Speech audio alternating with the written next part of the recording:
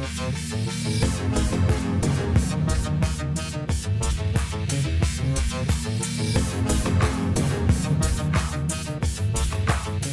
Sciforror Film Podcast.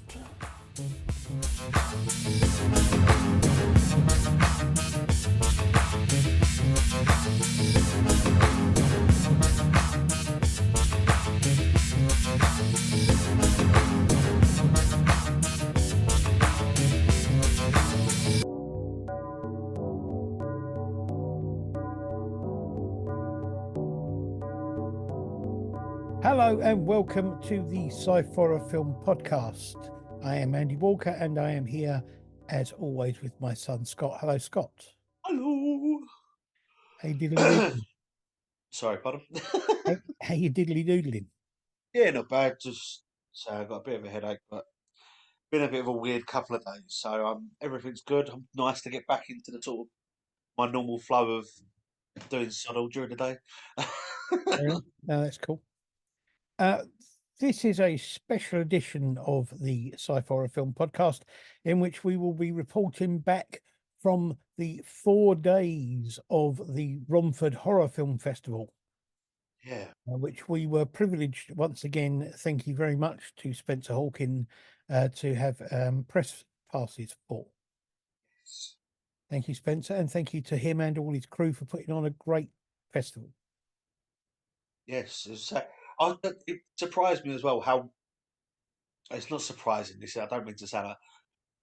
How big the festival was and how smoothly it ran on. There's teams not that big. No. To other ones that we've seen and compared to other places, and it amazes me that the stuff they pull off every year and how smoothly everything runs, and there's not a lot of them. And it's got bigger every year, and this year the Saturday especially was absolutely solid with people, and it was really, really good.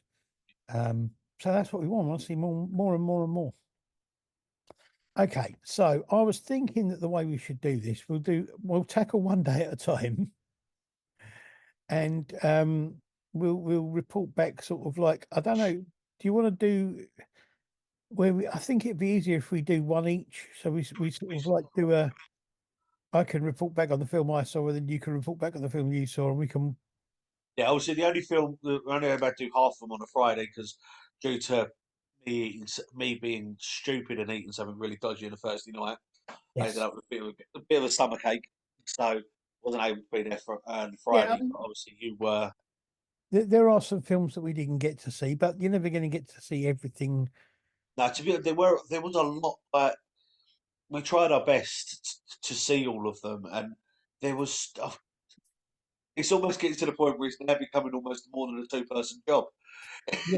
Yeah. There was so much going on this year with the films going on, the stalls, the people that were there, the different interaction things, the quick Q&As, the chats, talks that they were doing. It was so much going on, and it was great to be part of it. But it's hard just to be able to go. Yeah, we can be there for the films because then we missed out on other things. So it's trying to make sure we got a sort of variation of all of it. So we did miss out on a few films, but we know the gist of them, and we will mention them anyway, and we will go through what we did. Okay, so the very first day, which was the Thursday, or as they have it in the program, Thirst Day.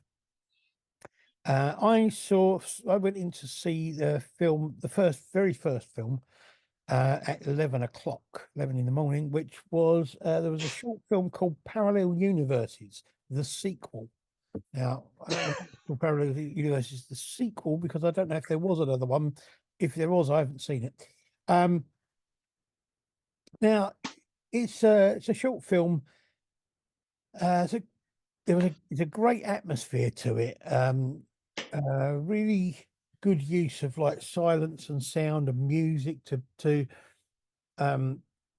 build up the atmosphere. It is very short. I mean, it's a very short film. I'm not sure exactly what was happening in it, to be interesting, to be honest, but it was very interesting. And it was a bit more sci-fi than horror. I mean, the whole parallel universe thing, it's kind of like lends itself more to sci-fi than horror. But it Yeah, was a good film. It was a very good short film, and that was yeah, that was interesting to watch.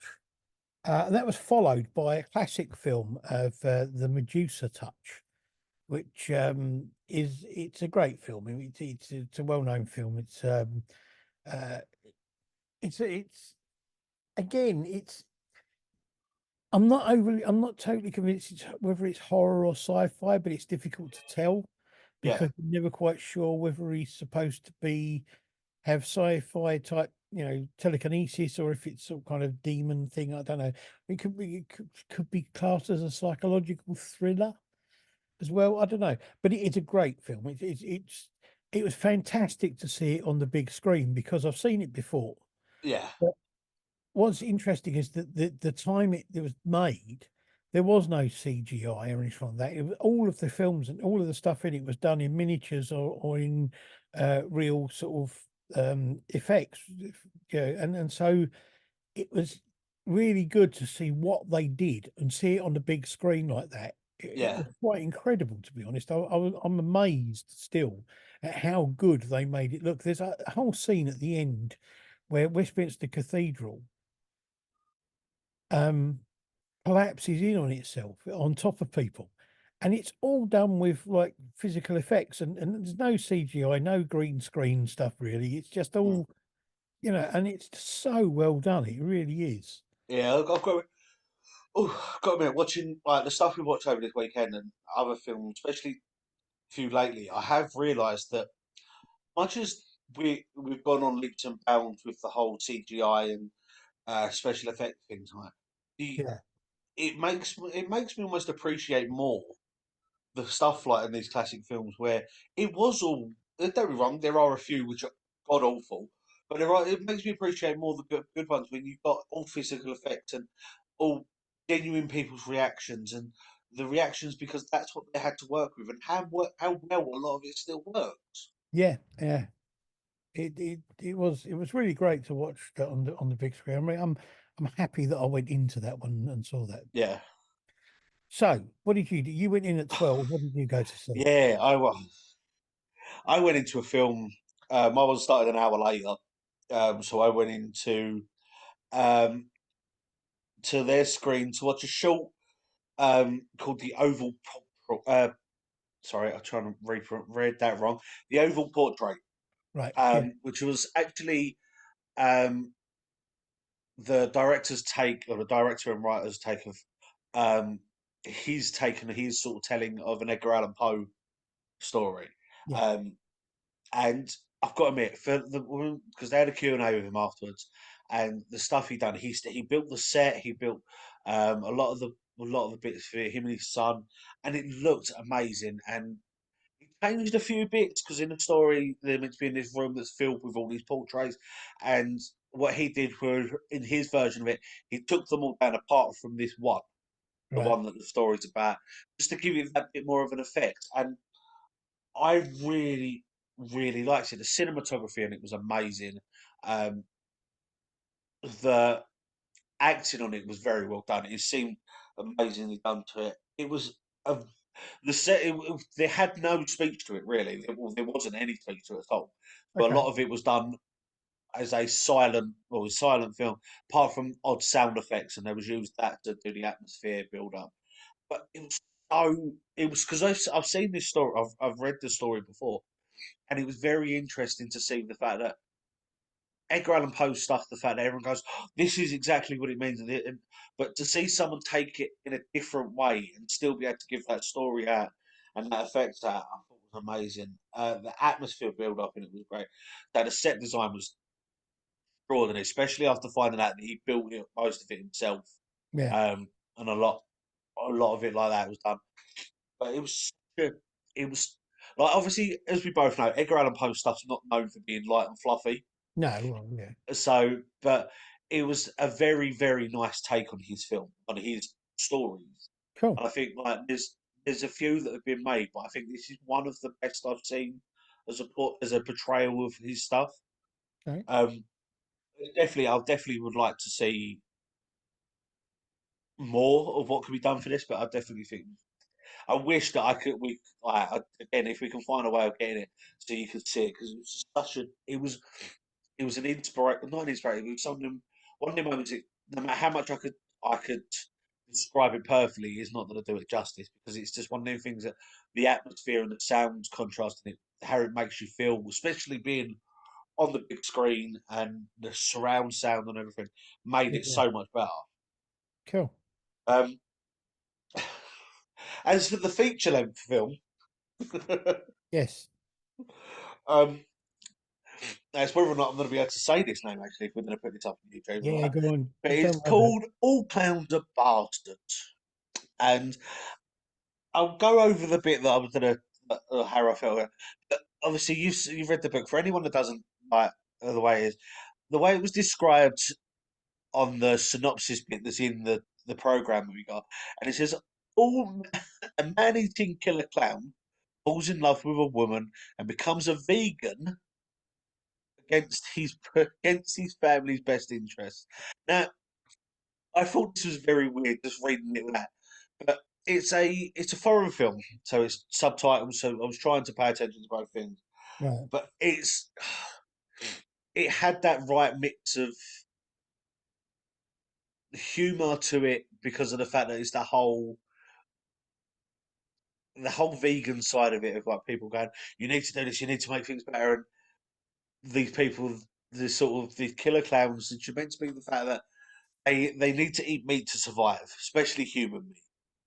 They need to do this to survive to keep their appearance and themselves, I keep themselves as they are. Yeah. And it's certain digs at certain people.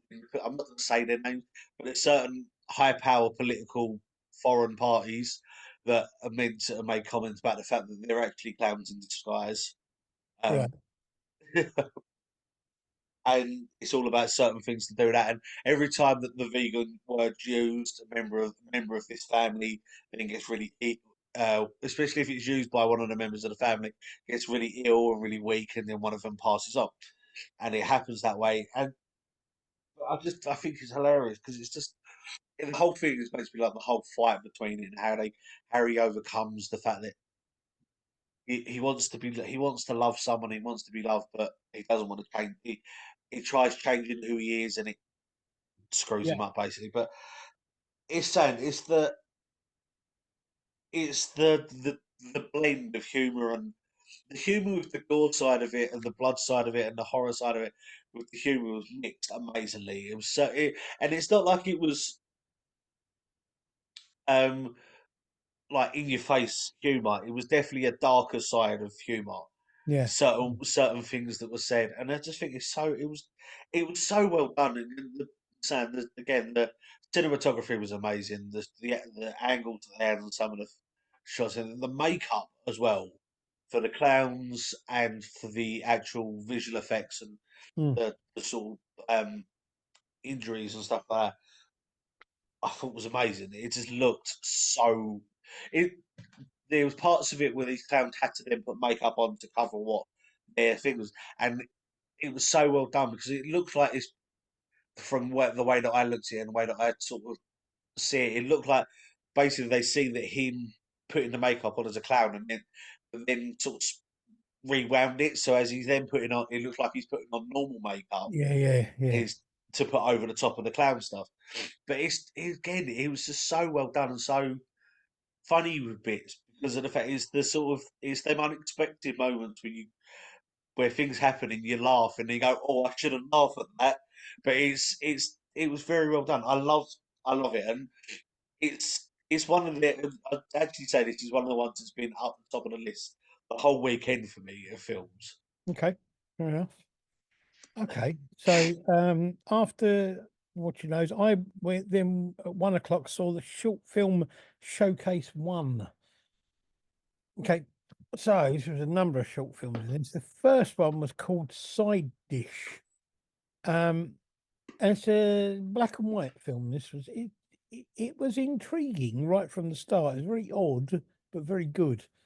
Um, there's an unexpected twist or two, which in a short film is quite clever to be able to do. Yeah, To be able to do that.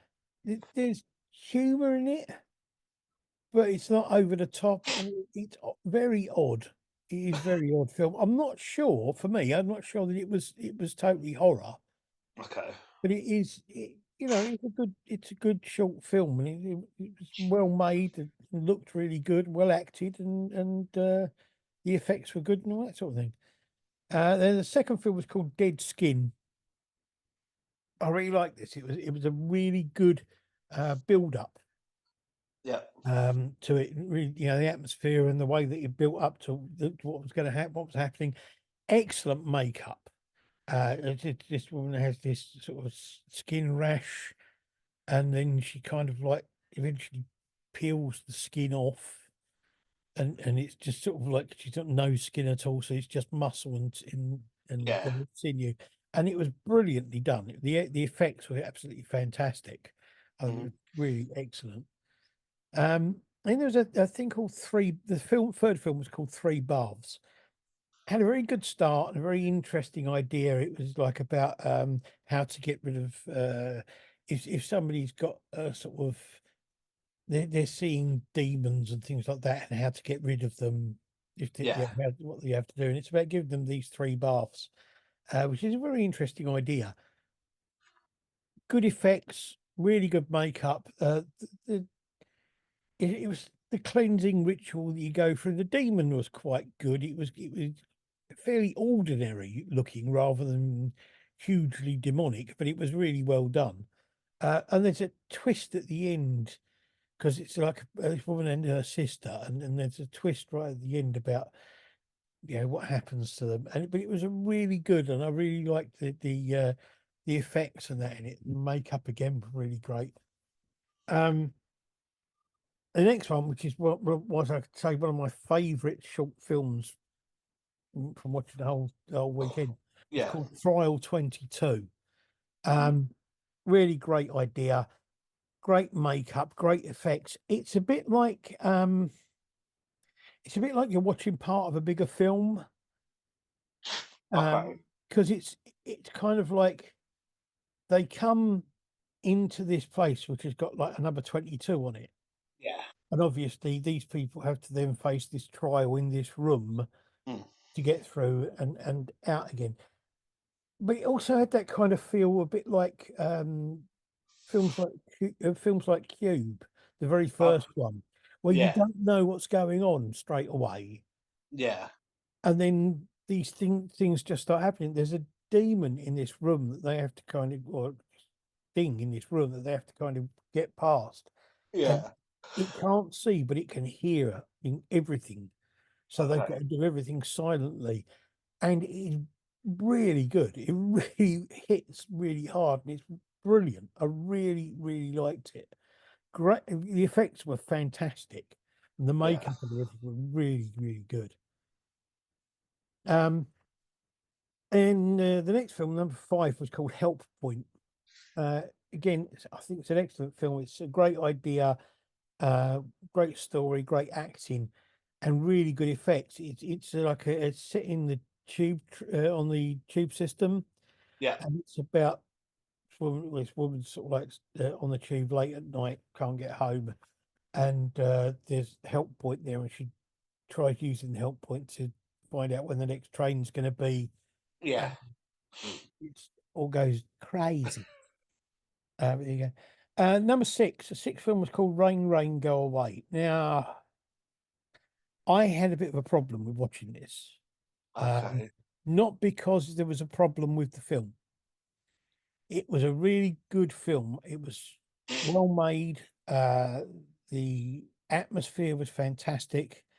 It was had strangeness to it. Had really good effects, but it's about the very real horror of living with childhood trauma, that sort of Yeah. abuse, that sort of thing. And I found it quite difficult to watch.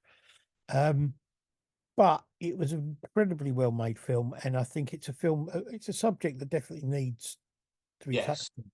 on. And they kind of did well to kind of be able to turn it into a kind of horror film rather than it just being like a social sort of comment. although it is Yeah. both. Um, the seventh one was called the Cornucopia Club. It starts off, it looks like it's black and white-ish, but it's just basically washed out colours. The colours aren't Okay. very defined.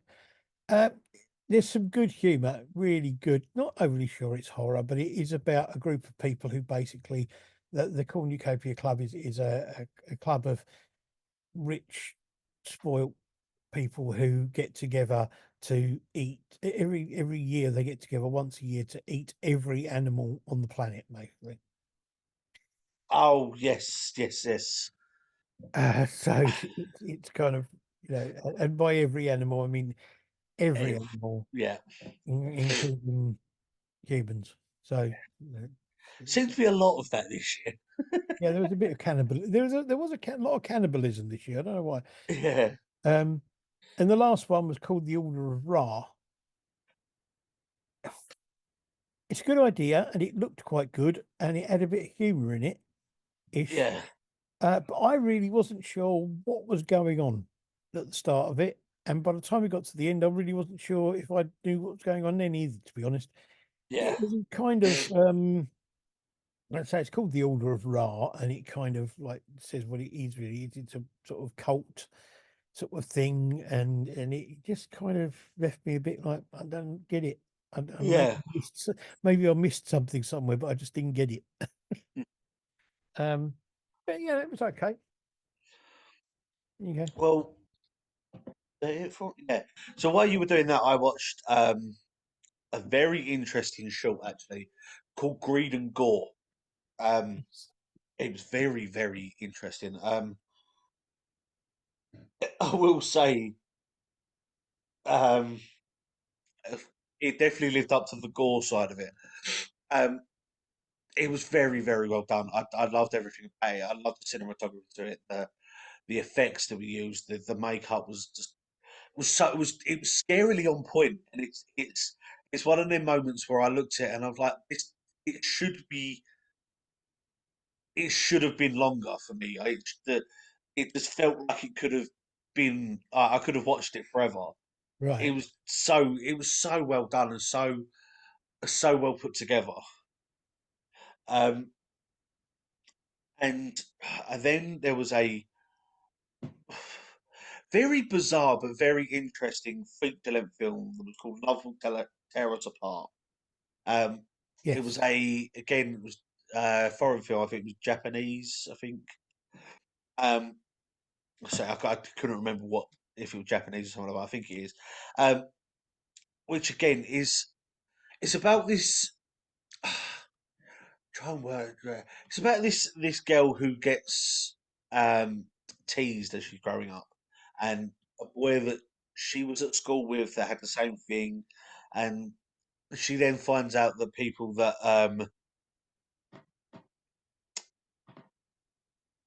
getting taken out as say as the ones that have bullied her or ones that are in the way, and it finds out that it's actually this boy that she thought passed away when she was younger, and it's all about them doing stuff that is all about them being murderers and then sort of coming together and finding that connection.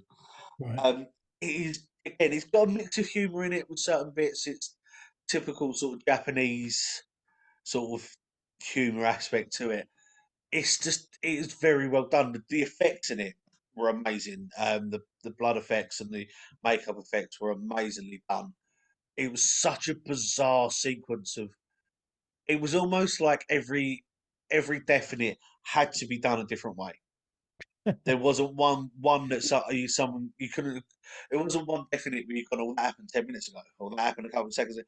It's Right. every single death was completely and utterly different, and it was including someone having the top of their head chewed off with a blender. Oh, lovely. Yeah, it was very interestingly done. It was I loved it. It was hard for me to follow because of the fact that again it's subtitled and having the dyslexia, I've got trying to keep an eye on everything at the same time. But it wasn't like it was impossible to follow. Yeah. Yeah. I thought it was amazingly done. And the the sort of the mix in it and as well the sort of twist ending as well. I suppose the way that not, well, it is sort of a twist ending. was well done. I understand the cinematography in it was amazing. Yeah, The angles, the camera angles, and the shots that they got were just it blew my mind how they got them. But I really, really liked it. cool, cool. I will say before we move on to the next bit, Greed and Gore is actually going to be available to watch on the Deformed Lunchbox YouTube Yes. channel. It's on there. I don't know if it will probably be up for you to watch by the time we put this out. So I will put a link to that so people can have a look at that and see what they think. Um, so yes, so I then went in to watch a short film called Promin, Promin, which I'm not sure if it's Russian or it was an interesting, a very good idea. I liked the idea. It's a bit like these people are kind of like in a computer simulation or a computer game. Oh yeah. They all have to work together to make decisions about a spaceship and about what happens to it. Okay. They're all doing it for different reasons. This one guy that it centers on is doing it because he's got to win. He does it to win to save his sister's life, basically. Um,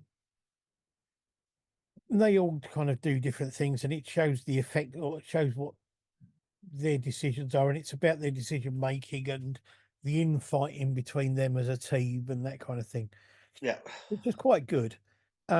The ending was a slight letdown for me, but overall, I thought it was a good film. But it wasn't horror; it was sci-fi, and it kind of, you know, but it was good. It was a good film, as it goes. And then I watched this feature film, which was called H.P. Lovecraft: The Old Ones. Okay. Had some really good animated titles. Uh, there were some great effects in it, and the makeup was okay. The whole film was a bit odd, and it was just over long. It was kind of everything seemed to drag. The whole thing, the action seemed to drag. I think there was supposed to be some humor in it, but I didn't find it very funny, and it just dragged a bit, and it was okay as a film goes. I mean, it looked all right, and the acting Yeah. wasn't bad, but it was just too long. That's a problem I had with a few films in this weekend. Yeah. They just seemed to like everything was just dragged out of it and made over long. I think it's a thing where you've got a 50, 45, 50-minute film and you pad it out to make an hour and 20-minute feature film. Yeah. You know what I mean? And it just kind of makes everything drag a bit and it kind of like takes away from everything about it. But Mm. it was okay as far as it goes. The effects were really good. There were some really good effects in it, but that's about all I could say. Yeah.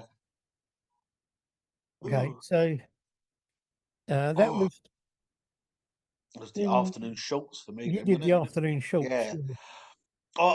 I feel really bad about it actually because I was taking notes the whole way through. I did for the rest of the stuff. But this, I don't know. It was really bizarre. It's almost like I got so drawn into it that I forgot to do it.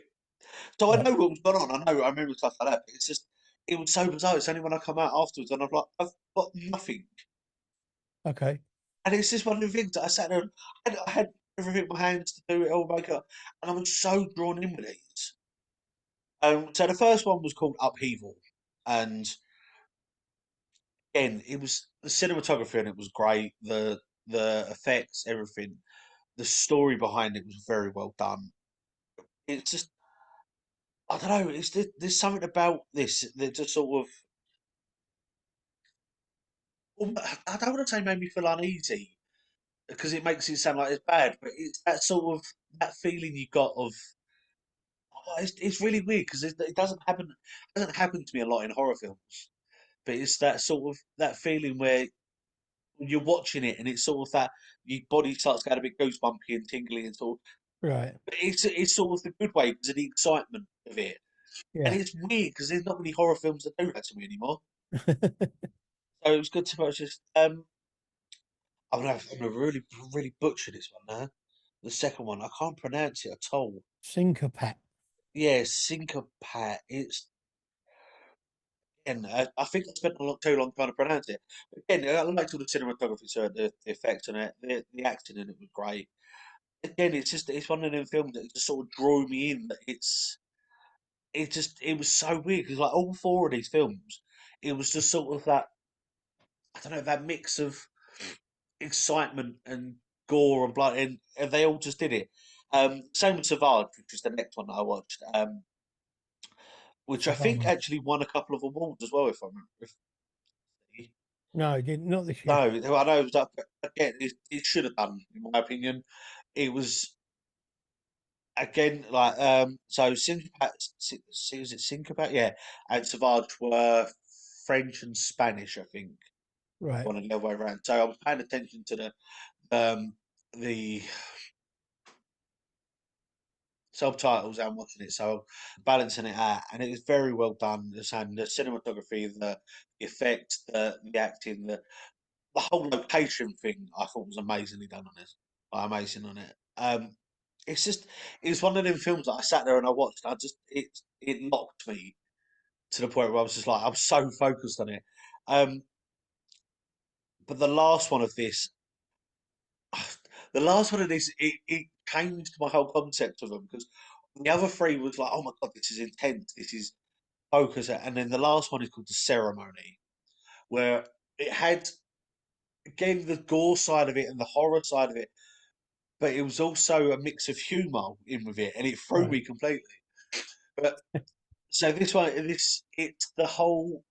This one was more of a different take on witchcraft, where oh, hang on. Huh? Hello, You're right. You froze. oh, don't do this. Get on. You seized.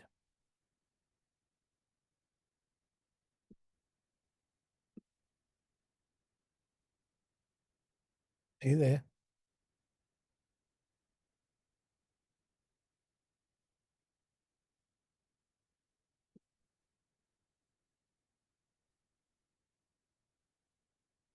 Oh, there you are. Stupid thing froze up and locked me out and threw me out. Right. Okay. All right, so where did you hear me up to? I can't remember. You were talking about the ceremony. All right, so yeah, so the ceremony is a different take on the whole witchcraft side of it. So a lot of people think that if you're the way that they've done it on this is the fact that they had to hold this ceremony to kill and then kill a member of a true witch to get their witch powers, Right. and it was very English. Okay. So the people in it were very upper class, the way that they're Okay. very prim and proper and everything. And it was the whole the sort of the humour side of it, trying to make sure that they did all that. But then it was just a twist at the end with the basically that they thought it was all a joke, and then they actually found that this woman that they were trying to sacrifice was an actual witch. Okay. So ends up basically butchering a lot of them, and it's just it was the best bit that I loved of it. And all for it, it was the ceremony. It was just one line, and it was after all of this, all of this witch had killed everyone. She just looks dead in the camera and just says "amateurs" and walks off. And as I saying, I just think it was very well Yeah. done. These four films, they rolled very well together. It wasn't like the fact that they were all contrasting against each other. It was very well fluid, like very well rolled. It fluidly sort of rolled into each other, and I just think these four were very well done and well put together for them Cool. section, like this Yeah. section. Like the other shorts that I've seen throughout of it, they all had different bits, and you could tell that they were all different things. But Yeah. Yeah. this, if someone had, apart from obviously the two that were in Spanish and French, if you had done them in English, you would be able to fit them all together. Yeah. Yeah. And it was so well done. And I was saying the cinematography for all of them, the visual effects on all of them were amazing. And I just don't know. It was so well done for them sort of four sections. Cool. Cool. And I watched while you were watching those, I watched well, I missed a short film called The Midnight Sleepover Club, because the changeover times was a bit Yeah, I needed to go to the toilet. So I missed the short film, which was called The Midnight Sleepover Club. But then I watched a feature film, which was called Watch Me Sleep. yeah, Um, it's a very odd idea, but very interesting. Again, it is a bit slow in a lot of places, and it is a bit overlong. But it's basically about this woman well, this woman dies, and her son decides to put a camera in her coffin because he doesn't like her and he wants to make sure she's dead. Um, so and it's the consequences of doing that are quite terrible for him. yeah, It's not a bad film. Don't get me wrong, and it gets better towards the end. But there's a whole section in the middle that could have been made a hell of a lot shorter, just yeah, because of the fact that it's just him continually checking on this camera, and there are bits of it where hardly anything really happens, so it kind of just drags a little bit. But one of the things that I couldn't work out, don't get me wrong, I understand people need to get up and set their alarms at certain times to get up in the morning. Okay. yeah, I have never met anybody that sets their alarm clock as this guy did for 8 minutes past 7. That is such an odd time to set an alarm clock for. yeah. I can understand sort of like 10 past or but 8 minutes past. Yeah, that's Eight such a minutes past 7. Why would you set your alarm for 8 minutes past 7? It's just a really weird thing. That was just one of the things that stuck in my head right to the yeah. end. It But does. It sounds very bizarre. yeah, no, it was good. It wasn't a bad film, and it's a really good idea. Yeah. But it was just too long again. For me, it just dragged a bit. Mm. Um. Yeah. So the overlaps on these were a bit weird because this again, I I needed the loo for this one, so I missed part of the short for Vestige. Right. Um. So I didn't see all of it, but what I did see of it, it was very well done. And Taylor, from what I heard of other people as well, they had very high opinions of it, and it was very well done. Um, but I didn't see the full thing of it. What I did see though was the feature, Right. which was called Punch. Yes. Now I heard a lot about Punch. Lots of people had a lot of good things to say about it. Yes, and do you know what? Honestly, like I can rate about a lot of films the whole way through this year's version, but Punch, take all kinds of bars and Punch were my favourites of this weekend. Okay. Or it's two of my favourites anyway. Now the whole story, the whole premise is this: the fact that it's a young woman who's celebrating her last night, basically being in her hometown before she goes back to college and university and all that, and is stalked by what they all think is a local children's tale that parents tell their kids to sort of go, oh, if you don't behave, Mr. Punch is going to come and get you. Right. And that's what they all believe. But then it comes to light the fact that there is actually a Mr. Punch. Okay. And it's such a bizarre film that it's actually a bit of a twist because you find out that all the adults or most of the adults in the town or city that they're in, no town that they're in, sorry, are all involved to try and keep the kids in line. Okay. Say kids, they're sort of late teens because it makes it sound really butchery. Just say kids, so they're all sort of late teen, and it's sort of keep them in line. And when they don't, that they then the adults then vote every year on who's going to be Mr. Punch, Okay. and it falls then to this one guy who takes great delight in killing them all. And again, the different ideas, different ways that they're done, blew my mind because there's certain ones I'm like, I would never have thought of that. Yeah. So it was very well. It was weird. It was weird as well because they were less. They were, for a lot of it was filmed in Hastings, a Okay. lot of the stuff, but a lot of the big scenes because it was meant to be filmed, yeah, meant to show was actually in Clacton. Right. And the scary thing is for me is that I know exactly where they were because I've been there quite a lot. I've stayed there. I used to go there quite a lot. So I'm walking. So I was watching these films, and I'm like, I've walked down that road. I've been to that place, and it's sort of very weird for me because I'm like, pretty Yeah. sure I've. There's one point there was someone standing outside the shop having a fag, and I'm like, pretty sure I've stood there doing the exact same thing, and then watching them get killed. I'm like, that's a bit weird. Um, Yes. yeah, there were some big names in this as well. Okay. There was it's gonna bug me now. There's some like Corrie, was it Corrie or Hollyoaks? No, Corrie stars. There was a couple of other stars from other things in this that are all they're all involved, and it's so bizarre because it's one of the moments you see their face and you're like, no, what? Hang on. Yeah. So it's sort of it's weird seeing them in this, and but it's nice to see the fact that there are actors out there that even though they've got a name for themselves, are still doing silly little indie films. Um, I love this as saying the cinematography for it was amazing. The twists and turns that are in it as well, I thought were very well done. There's a couple of weird moments in it as well. Um, they take some acid Right. and before this killer turns up, so it's a bit freaky. So, but the way they've done the effect and all that is like the person watching it's taking it as well. So it's weird because you then see all this stuff going on while the killer's around, and it's sort of very weird. But it's very very well done, and I love this film. And everyone, from what I heard of everyone this weekend, or the weekend, they said that they loved this as well. Yeah, I had a lot of people saying a lot of good things about it. It Yeah. sounded interesting. It sounded like a lot of people were really into it. Mm.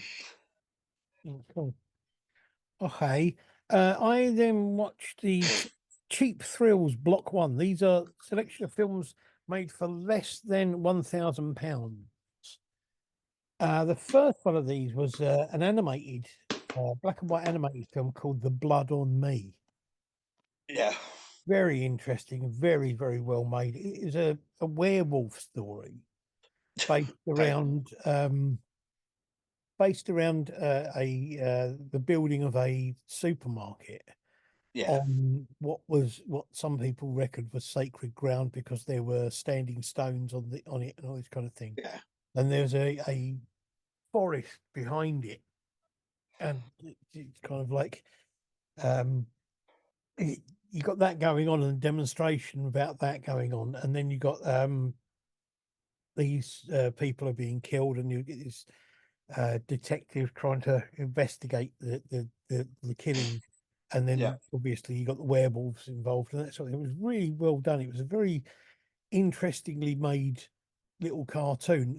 The animation wasn't hugely sophisticated, but it worked really, really well Yeah. with the sort of story it was. It made it kind of almost like a, I don't know, it was almost like an animated documentary in a way, but it was a drama. It was really good. I really liked it. Um, the next one was called The Pencil, which fantastic cinematography, really, really good. I really liked it. It was an interesting, if not completely original idea. The idea of it's like this artist is doing painting and she finds this pencil, which has kind of got a gift or a curse, depending on the way you look at it, which is that when she draws things with the pencil, they come to life Yeah. or Okay. they Yeah. appear. But then it's also got a rubber. So, Okay. there's a two-edged thing on there. The effects were really good. The effects were great on it. And I really Really liked liked. Yeah. huh? I thought it was really good. Um, the next one was called Knock, Knock, Knock, with the last Okay. one in brackets. Very funny. I really, really like this film. It's basically this guy is sitting in his living room and this demonic spooky door appears in the middle of the living room and his the door goes knock knock, and he says, "Oh yeah, demonic door in the middle of the living room. You expect me to get up and go and answer it, do you? You do know you're not in a doorway. You're in the middle of the room." And he starts having this conversation with, but then he tries to. He says he's a demon hunter, and he tries to get rid of the door, but he does he does his this thing to get rid of the door wrong, and what it actually does is it locks the door in place for like 6 months or something. I can't remember how long it is. So he's got to live with this demonic door in his living room. But it was really good. It was really well done. Very, very funny. I really liked it. And there was a film which I didn't, it was called Sister. It was like Sis hyphen Ter, Yeah. SAS hyphen TER. But I didn't realize that was what it was called at first, because the first thing that came up was a thing that said this film is cursed. So I thought, is that the title of the film? It was a very, very odd film. It was done in a sort of found footage sort of style, Yeah. some of it, but not all of it. Um, it was very odd. And my problem was it was all a bit kind of arty farty. It was a bit kind of like so much of it was there, it was style over substance, and Yeah. I just left with you. I had no idea what the film was about. To be honest, it was a kind of like, what's going on? Yeah. No idea. And it was all just like, it looks really nice, but what's it about? What does it mean? Don't really Yeah. know. Then there was a film which for me was possibly the worst film I've seen the entire weekend. It was called Curse of Frankenbite, animated humor, some of which was funny-ish in a couple of places. It was about somebody wanting to make a video of a non-wedding, a wedding that didn't happen, and about the aggravation they go through to actually make this video. And I think the person that was making the video, that was telling him what to do, there was an editor, and then there was somebody telling them how to put everything together. They wanted it put together. And I think the guy who was telling them how to put it together was supposed to be Simon Cowell. There was a woman in part of it who was talking who definitely sounded like Janet. She was supposed to be Janet Street Porter, but it Okay. was not great. The animation was really kind of basic and not brilliant. It was too long, not horror, and not very funny. Yeah. So it just kind of didn't work on any level for me at all. Mm. So the one after that was Sunday Driver, which it's not my sort of humour, but it was amusing. So, Yeah. but it was a funny thing. It's about a lad driving. It's about road rage and all this kind of thing. It's got a pretty good ending to it, and there's some amusing parts in it, and I could Yeah. see that it would why people would find it funny, but it wasn't really my kind of thing. But it doesn't. It was a good film. Yeah. Then there was a film called Newsgrid, which was an interesting idea. It's about a guy um, who takes films of different things, then gives them into these people called Newsgrid, who then supposedly distribute it to news outlets and all this kind of thing. But they don't seem to be doing that with his films, and it Okay. kind of ends up with him coming home after having been to see them and Yeah. complain about it with blood all over him. It was okay, but it was a bit flat. It didn't really go anywhere. Um, then there was a film called Yellow, which was well made, but it wasn't a very nice film. It was about a guy who murders prostitutes, which is bad enough itself. But for me, there was far too much emphasis on the sex and prostitute Yeah. rather than the murder. Okay. So it was almost like watching murder porn. You know, Okay. you know what I mean? It was just a bit, didn't really do it for me. Yeah. Right, there you go. Well, as everyone's got their own kinks, haven't they? But so I was doing. I went to see. I was in the other film. So I watched a very bizarre short that was called Bisected. Right. Was it? Was it Bisected? Yeah. Yeah. Um. Again, it's very hard to actually describe. Really, it's one of the. There's a film that sort of, I don't know, confused me a lot, and I don't know if that's because I just didn't understand what's going on or what. But I just don't know. It was. I found it very hard to put it into words Right. of what I thought. But the cinematography was great on it. The effects were good, but I found it hard to just sort of put into words. Okay. Um, Now the feature that I watched, I'm still not 100% sure what on earth was going on. Okay. It's a film called He Never Left, and I don't know. There was a couple that were on the run, Right. end up at his motel, and they're supposedly being targeted by this notorious killer that's called Paleface.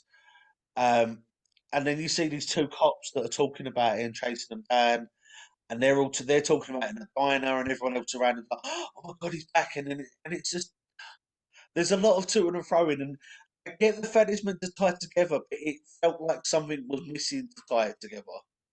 Right. Okay. Um, Saying that it tied it up a little bit at the end, I suppose, to sort of they talk about how this guy became a killer, like the actual killer became a killer.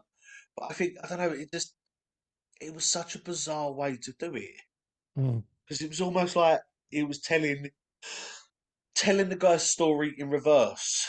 You Right. know, we've watched Halloween where they talk, the Rob Zombie one where they talk about Harry became the killer and then what happened to him as a teenager. Yeah. Yeah. And this one, it was the reverse. Is what he was doing now. Then it talked a little bit about what he was like when he was younger and then how he became it. And it was very bizarrely done. I'm saying the effect of it though, were mate good. Um, the storytelling for me, I think could have been done a little bit better, but I don't know if that's again because of the fact that it's the way that I was feeling with it, or I just didn't understand it. But um, it was very like people tend to like it. I just don't. It wasn't just my cup of tea though, really. Fair enough. Which is a shame. It's no taken away from the film, but it wasn't my cup of tea. No. Fair enough. Okay. So on to the last late night things. I went in now. I started watching. They had a short film called The Foreboding Fractured, and it looked really good. The acting was a bit rough, but it was okay. But it was kind of like a scary campfire story, or that's where we got to. But the problem with it was um, the sound went out of sync. Sorry, what? The sound went out of sync. Oh, okay. So it was a bit difficult to watch because the sound was out of sync. And then they tried to cure that, and it all went completely wrong. So they stopped it Oh, because the okay. sound stopped for a while. Yeah. When they put it back on, it was completely out of sync. So they stopped it and they started it again, and it got to the same point and did exactly the same thing. The sound went out of sync. So they stopped it and they said they were going to show it again. Now, I don't know if they showed it at a time when we weren't watching something because I didn't see it again. So I don't know No. quite what happened. What I will say is that the trailer for the main film was shown, and that looks really good. There's some really good stuff on the main Romford Film Festival. I don't so have a look out for the trailer for that. Yeah. But then the feature film was a classic film called Cannibal Apocalypse. Now, this was shown as part of celebrating the life of Giovanni Lombardo Radici, who Yes. was one of the guests at last year's festival, who sadly has since died. Yeah, Um, he played not actually that long ago, was it? no. Now, I mean, the actual print, the actual film quality for it for this the age of this film, the film quality is absolutely brilliant. It's really Yeah, good. Um, it's some really good effects.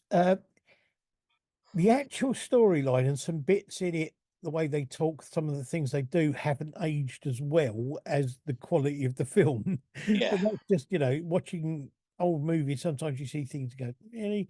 Did people talk like that then? Really? Did they do that? Um, but it's interesting because it's cannibalism, but it's spread in the same way as later on was used to spread zombies. It's spread through bites. People who get bitten start wanting to eat flesh, Okay. which is interesting. Um, there are a couple of kind of strange things in it. It's like guy gets a bite on a finger, and somebody else gets bitten on their leg, and they turn really quite quickly. But Yeah. then the guy at the beginning gets bitten on his arm, and he doesn't turn until right, like, three-quarters of the way through the film, and you go, "Hey, how does that work?" Um, And there were a couple of things like there was a girl in cinema who got her neck bitten, who gets taken away in an ambulance, and you never hear about her again. Whereas all the other characters who've been bitten turn into cannibals and end up having to be killed.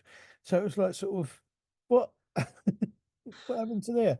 But it's a great film. It's a classic film, and it's a really good film of its type. I Yeah. was happy with this because of the fact that I've seen a few of the cannibal films, the Italian Yeah.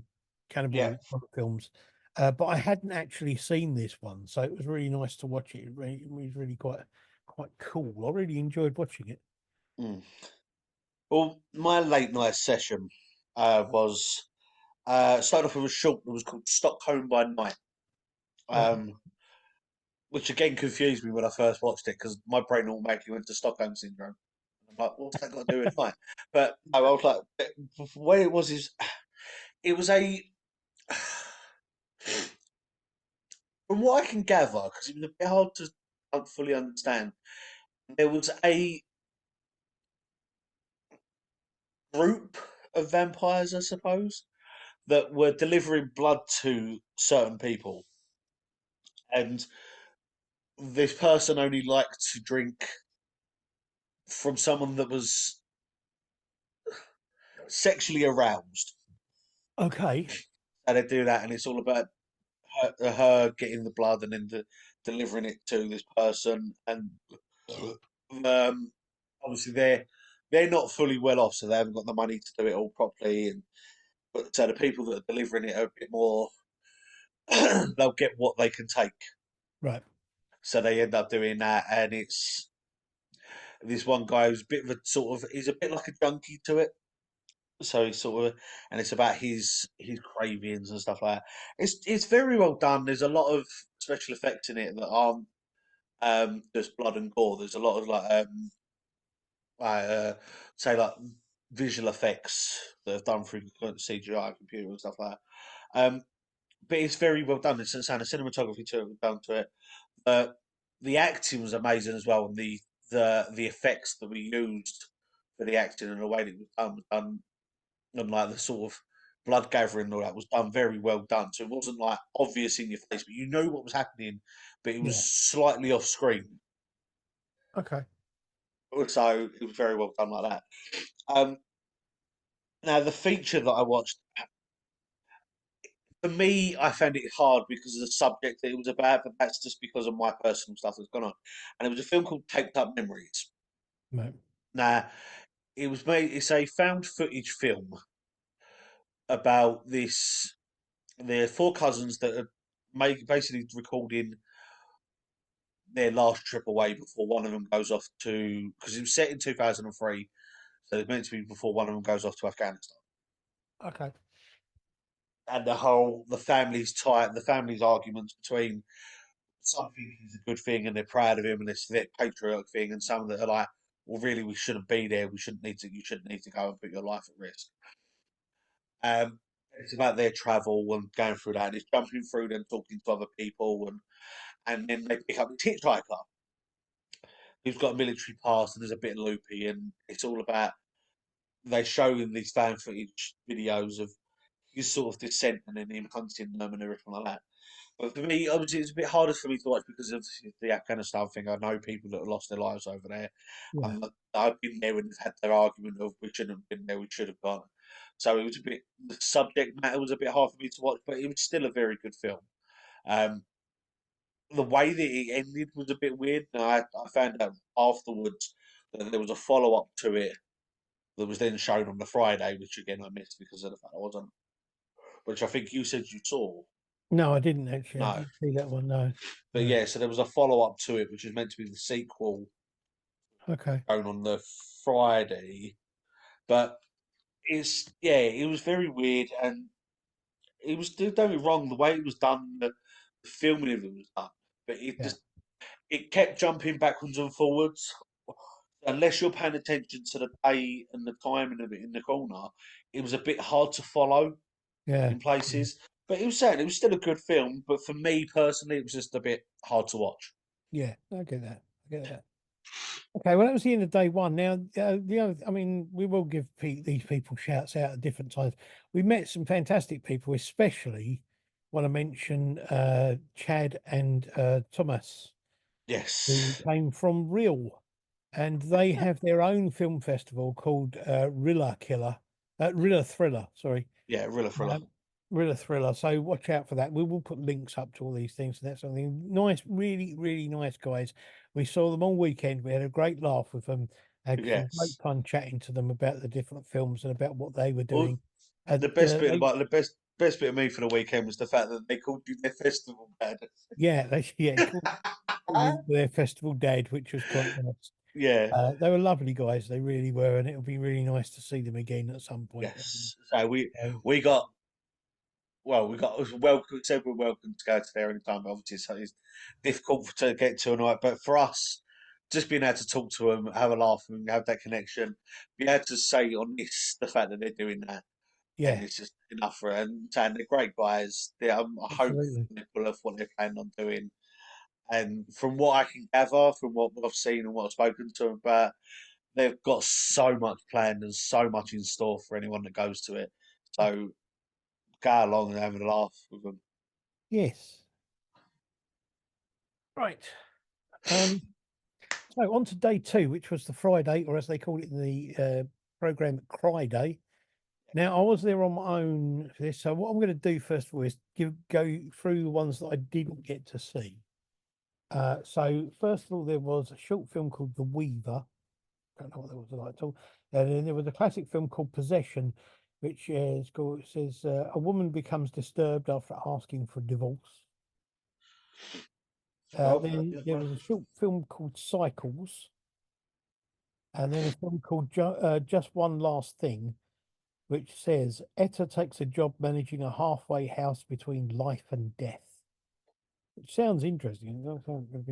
Then there's a short film called Escalation, and then the feature film Scalper, which says everyone around Psychic Clementine is being brutally murdered by a masked killer. And then there was a short film called Sandra Gets a New Fringe. And then there was a film called Halted Ulster Live, which was done a bit like a documentary thing. It was a TV veteran investigates a poltergeist in a house in Belfast. Yeah. And then the other one I didn't see was a classic film. Oh, sorry, a short film called Death Date. Yep. And then a classic film called Who Saw Her Die. It's the daughter of an artist is discovered dead, and her parents struggle to solve the mystery behind it. The only thing that anybody could say about that film, when I asked them what it was like, was it had oh blimey, I can't remember his name now. The guy who played James Bond, who was only played him only played him once, George Lazenby. It had George Lazenby in it as a hippie. What? But yeah, So there you go. And then the last thing on there was NZU, which is a short film, and then the feature there was Taped Up Families, which was the one you were Yeah, talking that's the about, sequel the to Taped sequel Up to Memories. Taped Up Memories. Basically, just from what I heard and where it just followed on from Taped Up Memories. So the ones I did watch, first thing I saw in the morning was Cheap Thrills Block 2. The first of Yes. those films was called The Vulture. Um, had a really good look to it, and it was really interesting atmosphere wise. No dialogue at all. It was a Okay. bit Yeah. odd, very good. And it was about a night in these strange woods, and this kind of person keeps appearing to him. It's kind of like a bit like a vulture. It's very interesting, but I think, yeah. And then there was a film that Chad and Thomas said was the film that they were waiting. Well, Thomas especially said was the film he was determined he wanted to see, which was a film called Fister. Yeah. Um, yeah, black and white film. It's about cyber sex, and it's quite deliberately nasty cyber sex. It's got CGI background to it, and it's quite a nasty little film, to be honest, about the nastier side of society. Very weird. Future society with it's the extremes of today thing. Thoroughly unpleasant, to be honest. Very odd. The quote from one person who was at the festival was, "It starts off wrong and gets wronger." Yeah. But it's not bad. It's quite an interestingly amusing sort of sick film. There you go. Um, the third film was called Edward Has a Tree Inside Him, which it was a bit slow and it was interesting and quite good. It was kind of, I would say, an allegory for cancer, but this guy who literally has a tree growing inside him, and Okay. his girlfriend.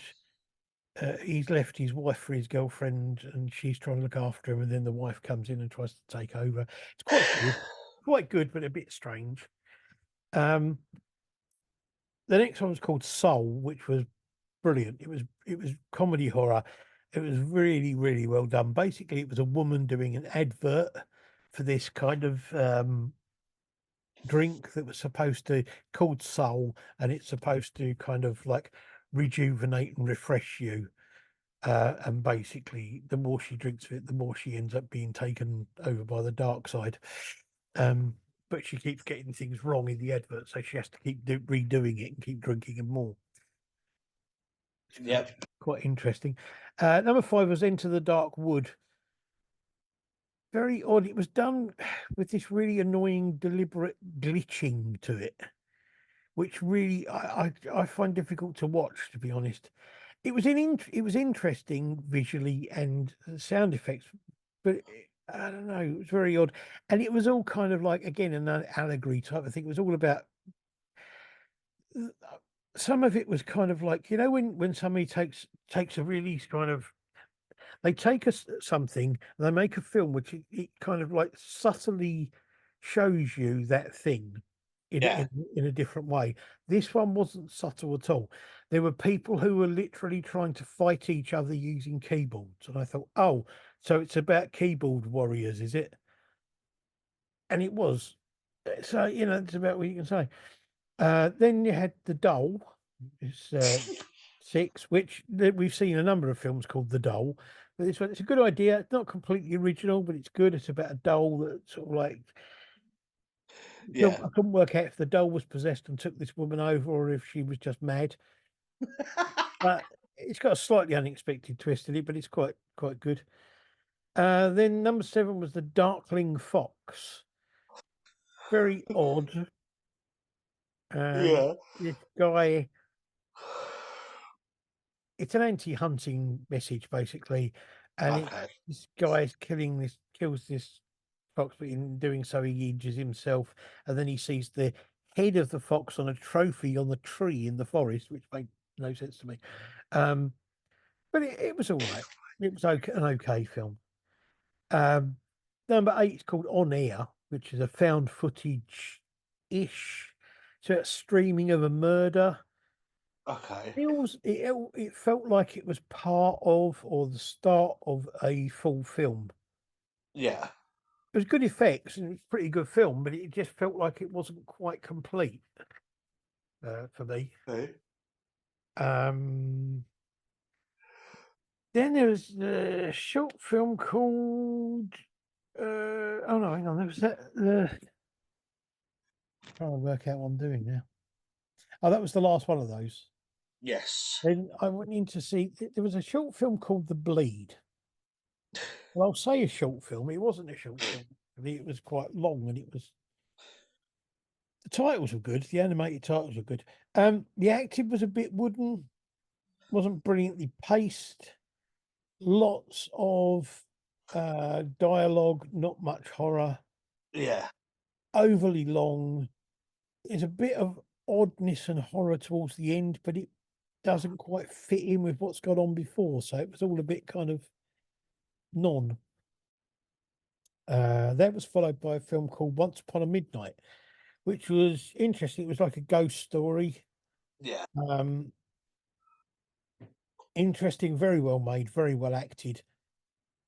A bit nasty in places, but really good. I really liked this film. It's really excellent. It was kind of like about a guy who's kind of um, keeping this woman and girl sort of hostage, if you like, after having killed the mother of the little girl.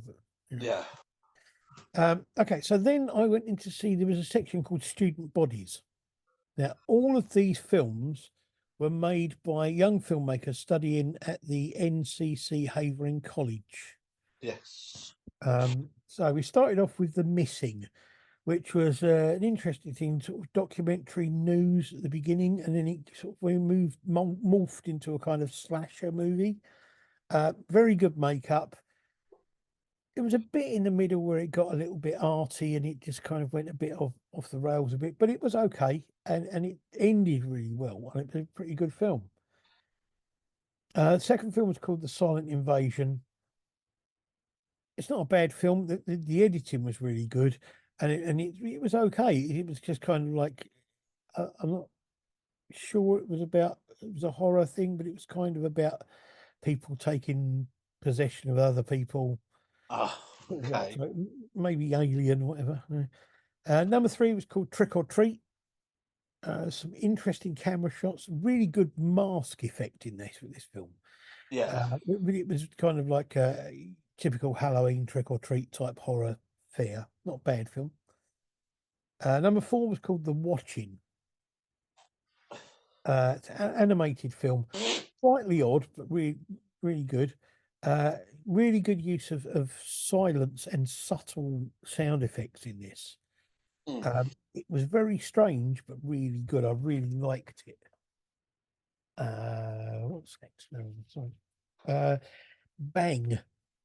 All I wrote about this was some odd effects, odd, not bad. So I don't remember what that was, to be honest. Then we have the sixth one was I Love Your Knife, which I really liked. There was a cool mask that this guy was wearing. It's comedy horror, really, really good. It's like it's a sort of slasher movie, but the guy who goes in to kill this woman finds that she's kind of like a fan Yeah. of his and says how much she likes the knife he uses to kill people with and Oh, okay. that kind of thing. Number seven was called Moon Rock. There's some CGI and computer effects in this which were a little bit rough around the edges, but uh, pretty good makeup and pretty good apart from that, and very interesting idea about uh, effectively like a rock coming from space. Yeah.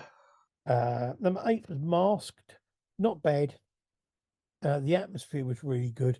There's a really good jump scare at the end of it, and it was Yeah. basically about clowns. Uh, Number nine was Blood for Blood, black and white. The sound was really annoying. It was basically like a loud hissing wind. Okay. It was very odd. There wasn't much of a story. What there was, the makeup effects were pretty good. So, Number 10 was the Zippos Killer. It was a clown slasher type thing. Not much to it, but it was okay. It wasn't a bad film. Number 11 was Mirrored. It's about a woman walking through the woods and she sees these mirrors, and it's about disappearing through mirrors and things. The editing was a little bit out in a couple of places, but it wasn't bad. It was a good idea. Yeah. Number 12 to me was one of the best ones. Hold of the Dead. Now it's kind of I don't know if it's horror. It's kind of about this woman has the ability to jump back 30 seconds using this helmet thing that she's invented. Good idea, really good idea. The idea of it is that her mother is dying. And every time her mother dies, she jumps back 30 seconds to try and find a way of stopping her dying. Okay.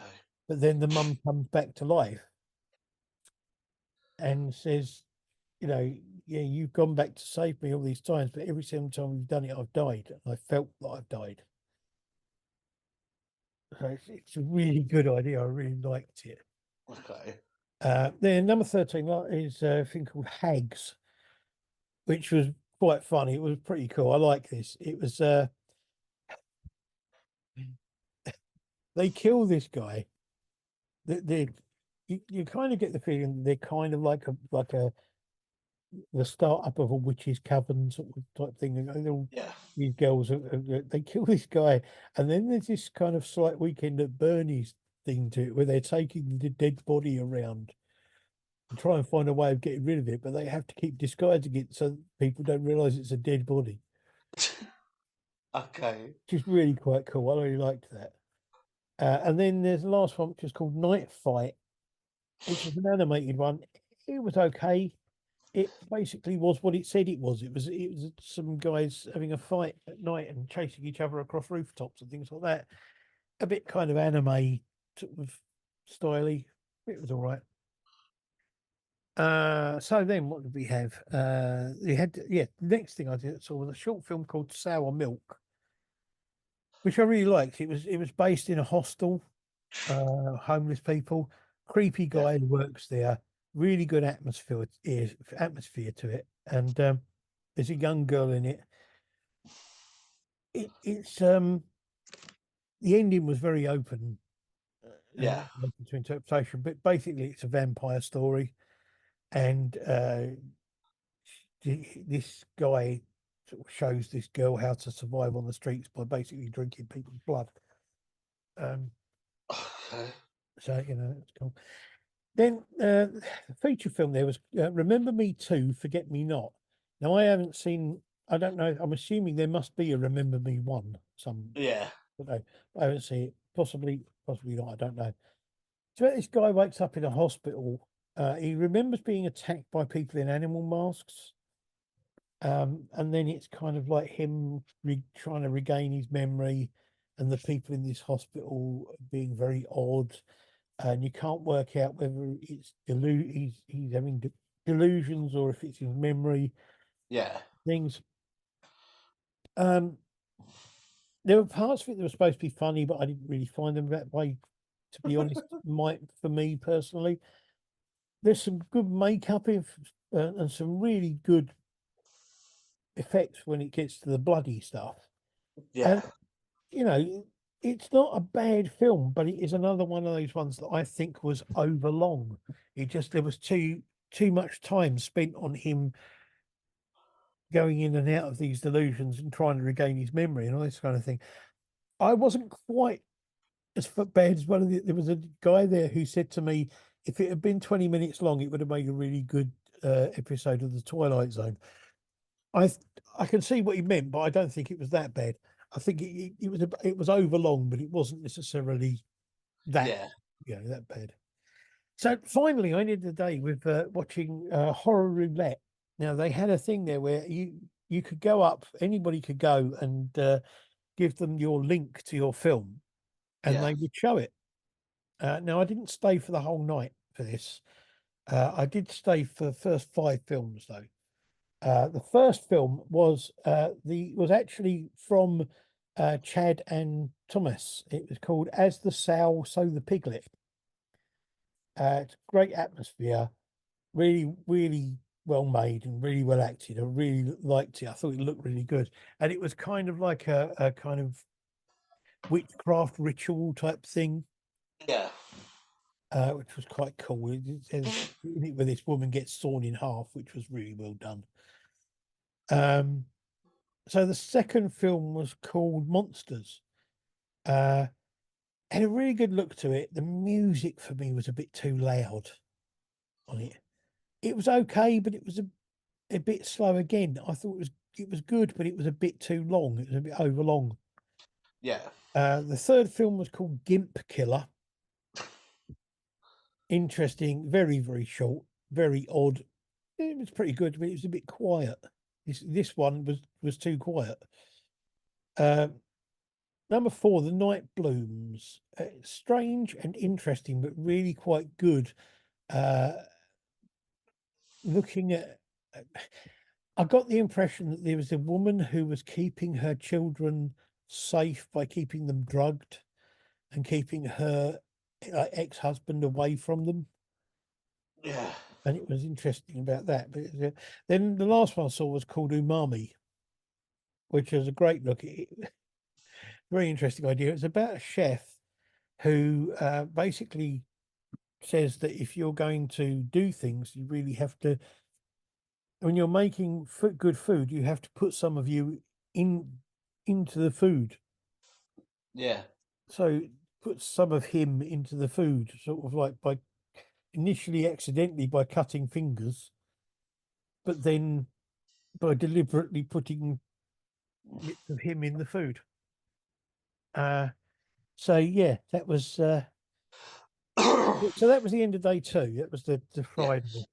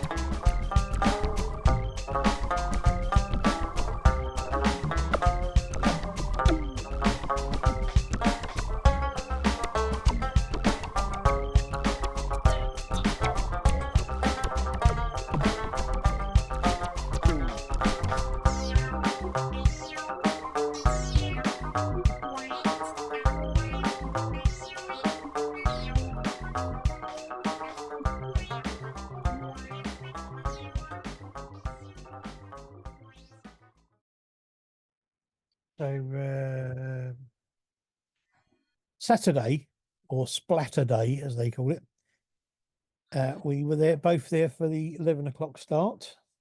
Yeah. You want to go first? Yeah. Let me just find my note. No, I started off with a short film called Life After. Yeah. Um, yeah. This is It's- interesting because the guy who made this the night before at the Horror Roulette said that because he'd made one of those films, and he said that Life After is the second film of a series of films, all of which are being shown at different festivals. Yeah. So I don't quite It's know how it, you're ever going to get to see all of them. And yeah. I I don't know. don't know if they connect to each other or not. He did say in the Q and A that maybe he shouldn't have spread them out, but he said if you get to see all five or get to see all of them, then it is a good idea. But yeah, it's an interesting film. Right. Um, no, I don't know whether or not it is the fact that they're all linked up or what, but I did feel like I was missing something. But so there might be some sort of link, but I'm not 100% sure. Um, and with um, the guy, sort of some of the other bits that the guy that's been involved in this, he does a lot of stuff with the cinematography stuff, and the stuff he does is amazing. But I don't know. For me, I felt like I was missing something.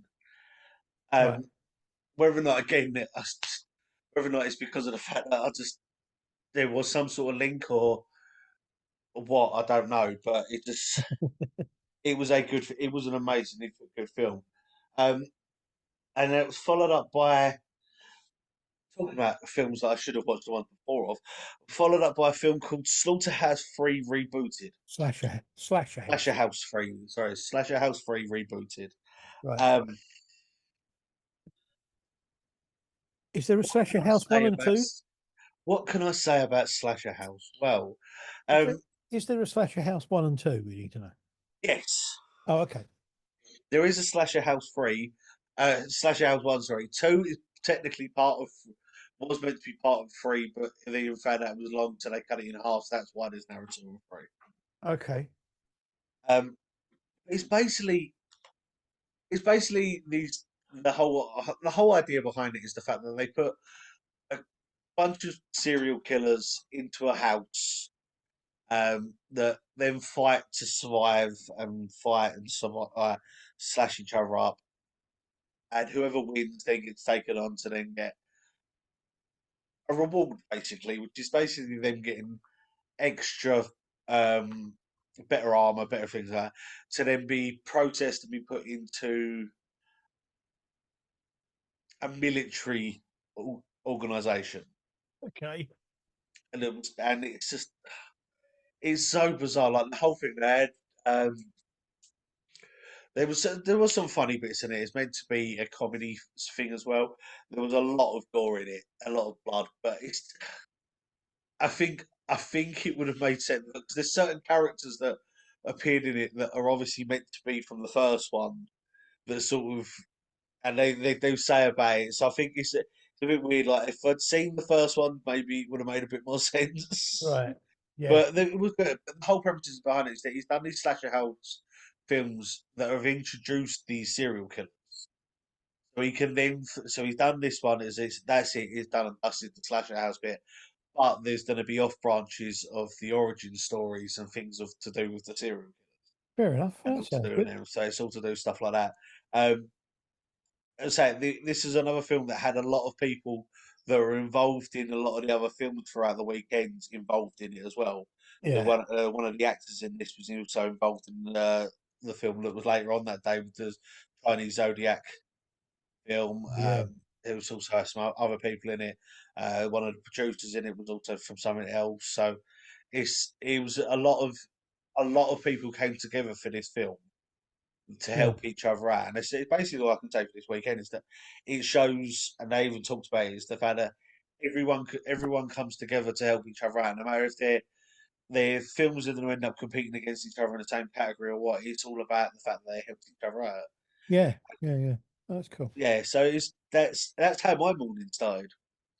Well, I started by watching a short film called Caterpillar, which had a good look. It was well made. It was a bit weird. It was well acted. Really interesting idea. It was kind of shades of Invasion of the Body Snatchers in some way because this guy, things around him keep changing. People around him keep changing. The look of them changes, and he doesn't know if it's him that's going mad or what's going on.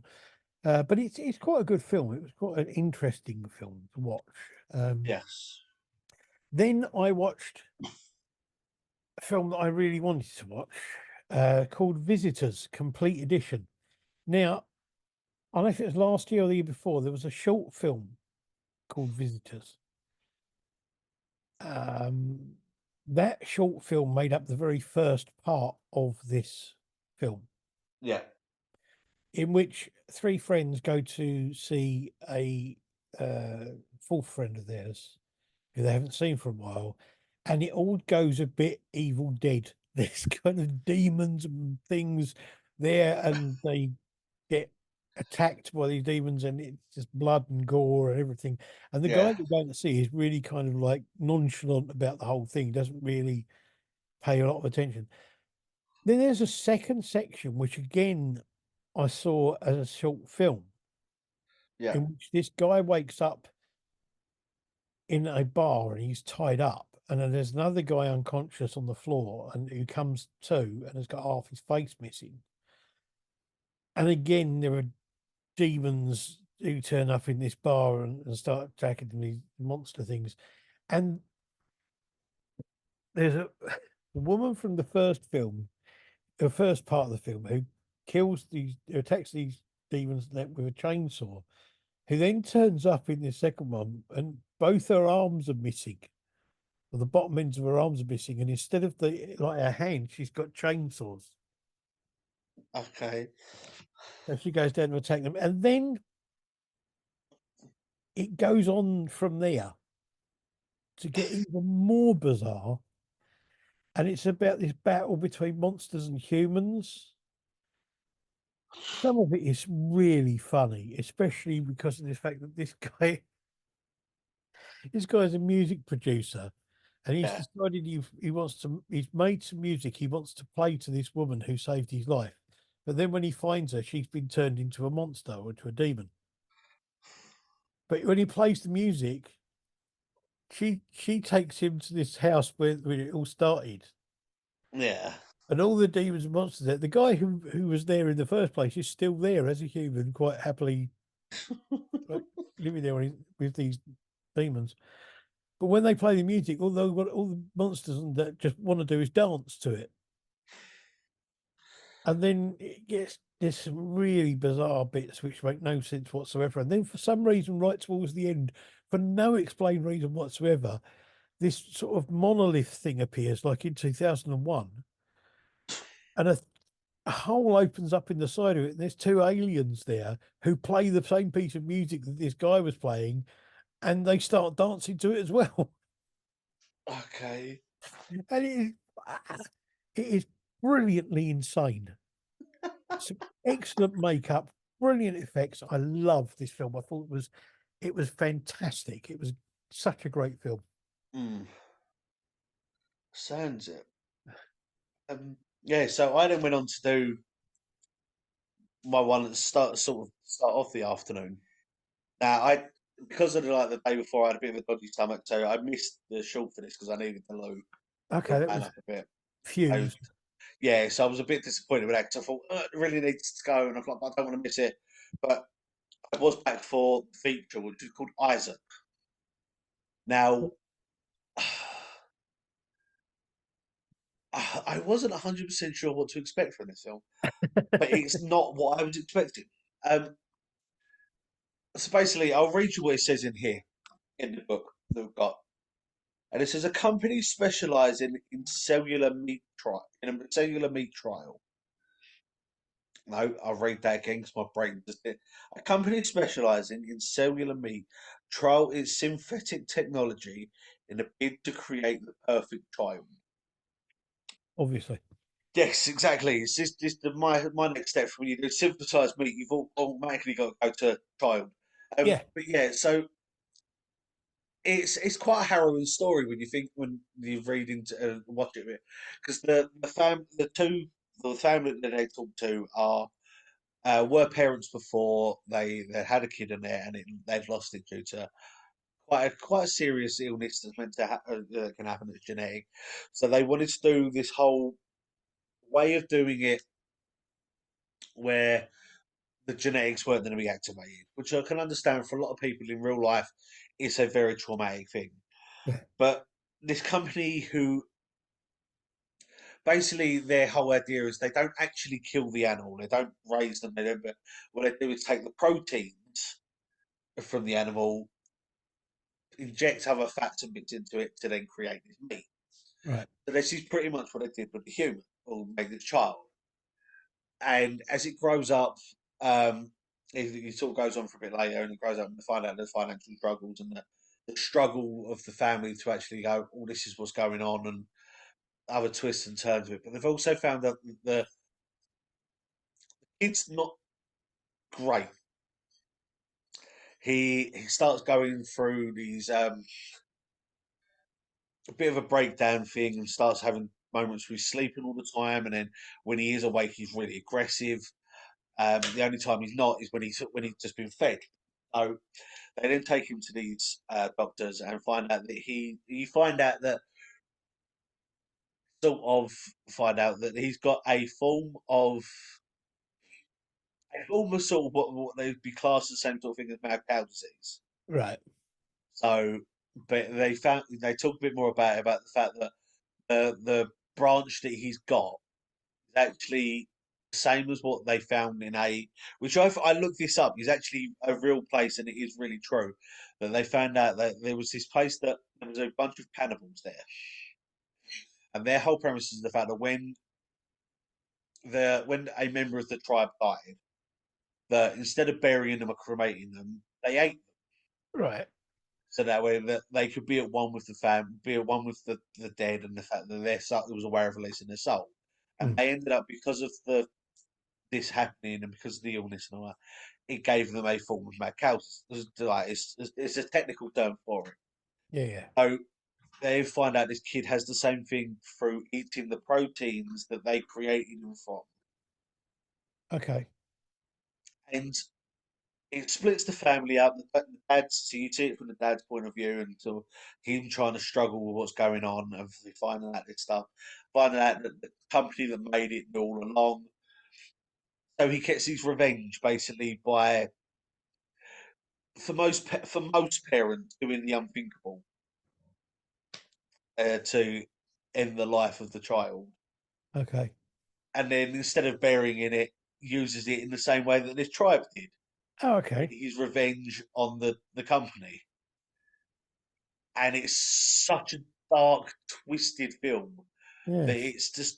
it's so bizarre because it starts off quite humbling. I thought, oh, maybe it's going to be a horror film because of, I don't know, there's going to be some sort of mutation or something like that.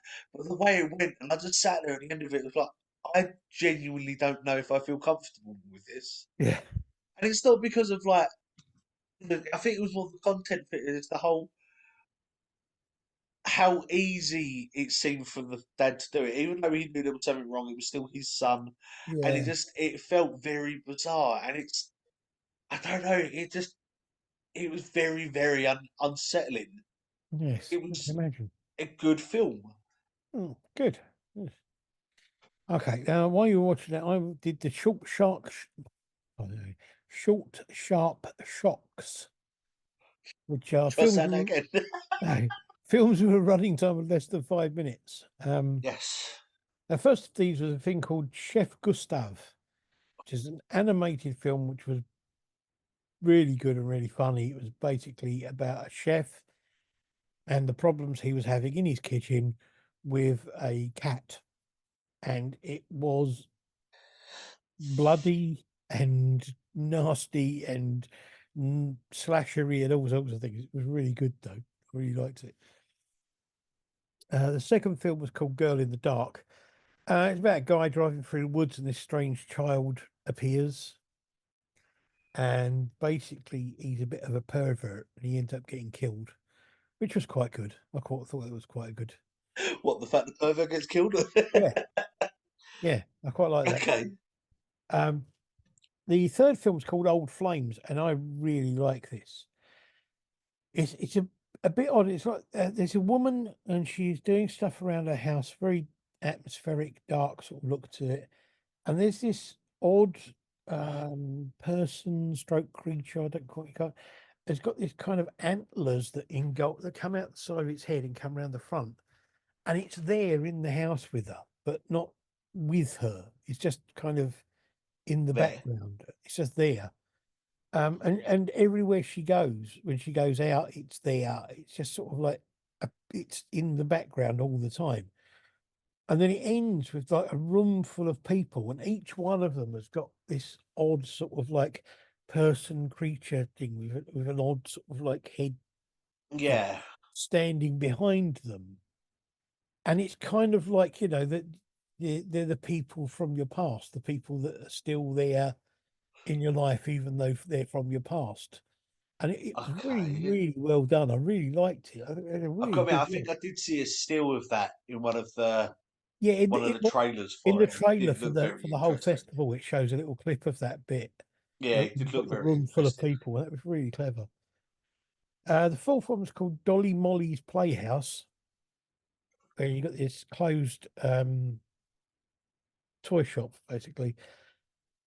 Bit weird, and there's kind of like noises, and the person goes to investigate, and I couldn't work out if it was a full size puppet or if it was a dead person that had been made into a full size puppet.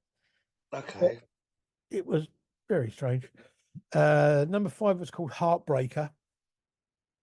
Oh, very odd, slightly jerky camera work to it.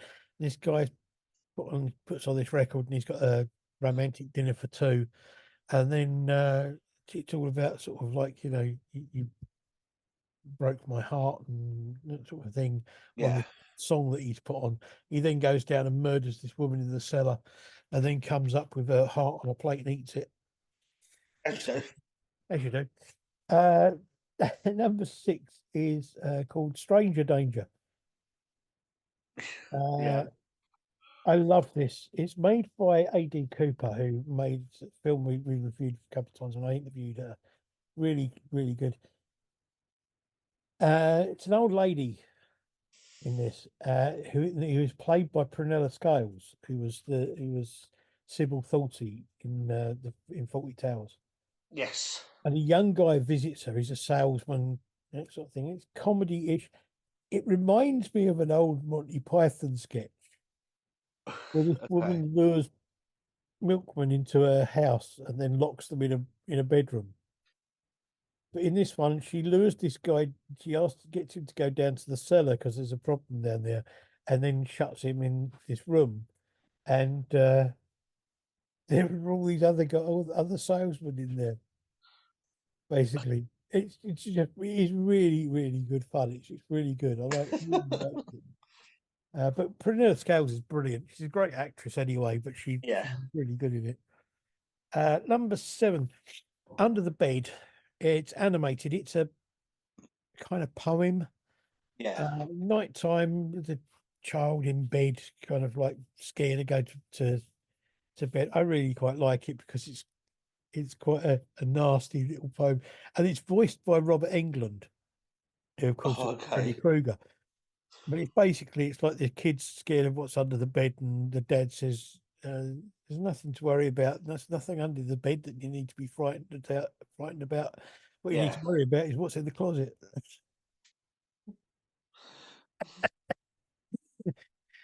Then there's a really cool one which is called Un Taco or A Taco, uh, in which this guy basically refuses to give this street urchin some money Yeah. to buy a taco, and ends up having his finger ripped off, which is quite cool. And Yeah. there's one called Postponed. It's basically it's a virtual call that this woman's doing, and she's interrupted by noises in her house. I found this quite funny. It's not really horror, but it was quite funny. Basically, it's people losing touch with physical contact with people Yeah. and just doing everything virtually.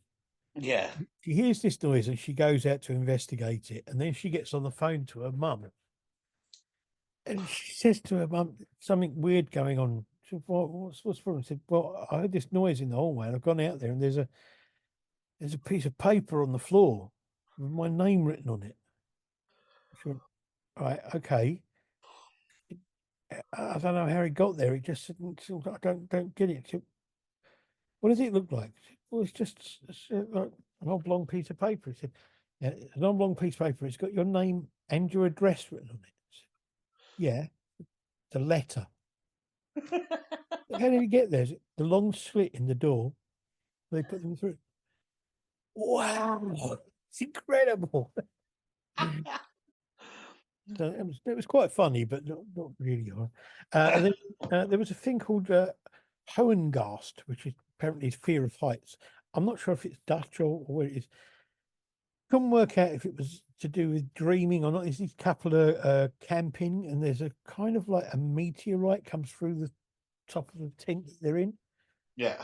and the woman picks it up, and then she kind of has this feeling that she's falling, Okay. even though she's not, and she's not actually moving at all at one point, but she feels like she's falling. Yeah. But then she floats up into the air, Hey. which is really kind of weird, but it's really good, really not badly done. Then number 11 was called Skinny Dip. It's quite cool. Slightly jerky camera work, but really well done. It was kind of the sound effects of a couple, and Yeah. like you're almost kind of a step behind them. So you can hear Okay. them running through the dunes towards the sea, and you Yeah. see their clothes sort of like as they're stripping their clothes off and that sort of thing. But then when you get down to the beach, there's like a dead body there that looks like it's been stripped of half its flesh, and then it's sort of like camera carries on, and there's the other ones in the sea being attacked by could be a sea monster or something, which look really cool. Number 12 was called Black as Before. It's a sort of a bath, communal baths, and it's woman doing a ritual in it, a sort of witch type spell in this Mm. bath, and then she sort of like puts all this stuff in the bath, gets in, and then she sort of like sits up a couple of times. And the last time she sits up, there's another one of her in the bath next to her, and Okay. it's all a bit good effects, but Yeah. And then the last one is Wolf Whistle. It's a woman jogging at night, strangely enough, wearing a red hood, a red hoodie, a Red Yeah. Riding Hood type thing.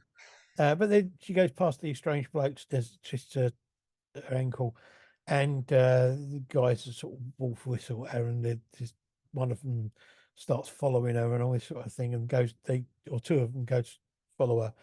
They go to attack her, and then these all female gang turn up, all in masks, and attack them basically.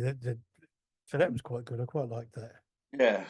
Um, so yeah, that was that.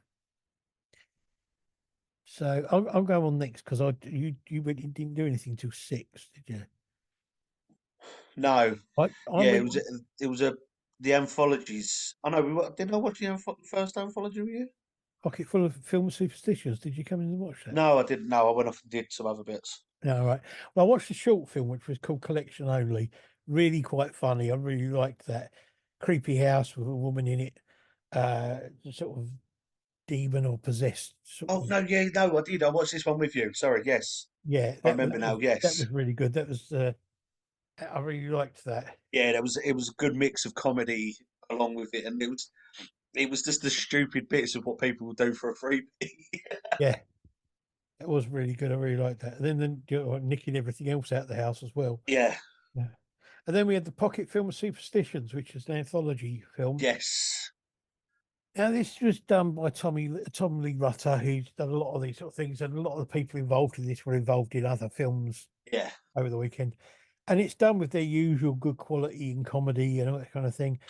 There's some really good animation effects in this. The guy who did the voiceover is called the Shin, I think it is. Yeah. Very Hitchcock-like, Alfred Hitchcock-like in his voiceover. Really good. There were some parts that were a little bit overlong, I Yeah. felt. But on the whole, I really enjoyed it. There were a couple of really good parts because there were these. It was all to do with like short stories based on different superstitions, Yeah. and About people that take on where they started from, and yeah, I do agree with you. There are funny bits there. I do agree with you. There's certain bits that would seem overlong and overdone, but it was just certain bits of it was just hilarious. oh, absolutely. I really, it was a really good film. I really enjoyed watching that. So then you disappeared into the other channel, the other screen. I went to see very weird short called Kin. In, Yeah, as in family and sort of things yeah, like that. Kin. yeah, Um, what can I say about it? Well, um, it was a very bizarre film, okay, but it was nice. Like it was a lot of people said the same thing that it wasn't what they were expecting, but it was good. I like the cinematography to it. The to be honest, the cinematography was amazing on it. Just I don't know. It's one of them films that it's all no matter what I say can do it justice. no, It was a very good film, very well made. Um, and so I quite like to see what other stuff this guy's done.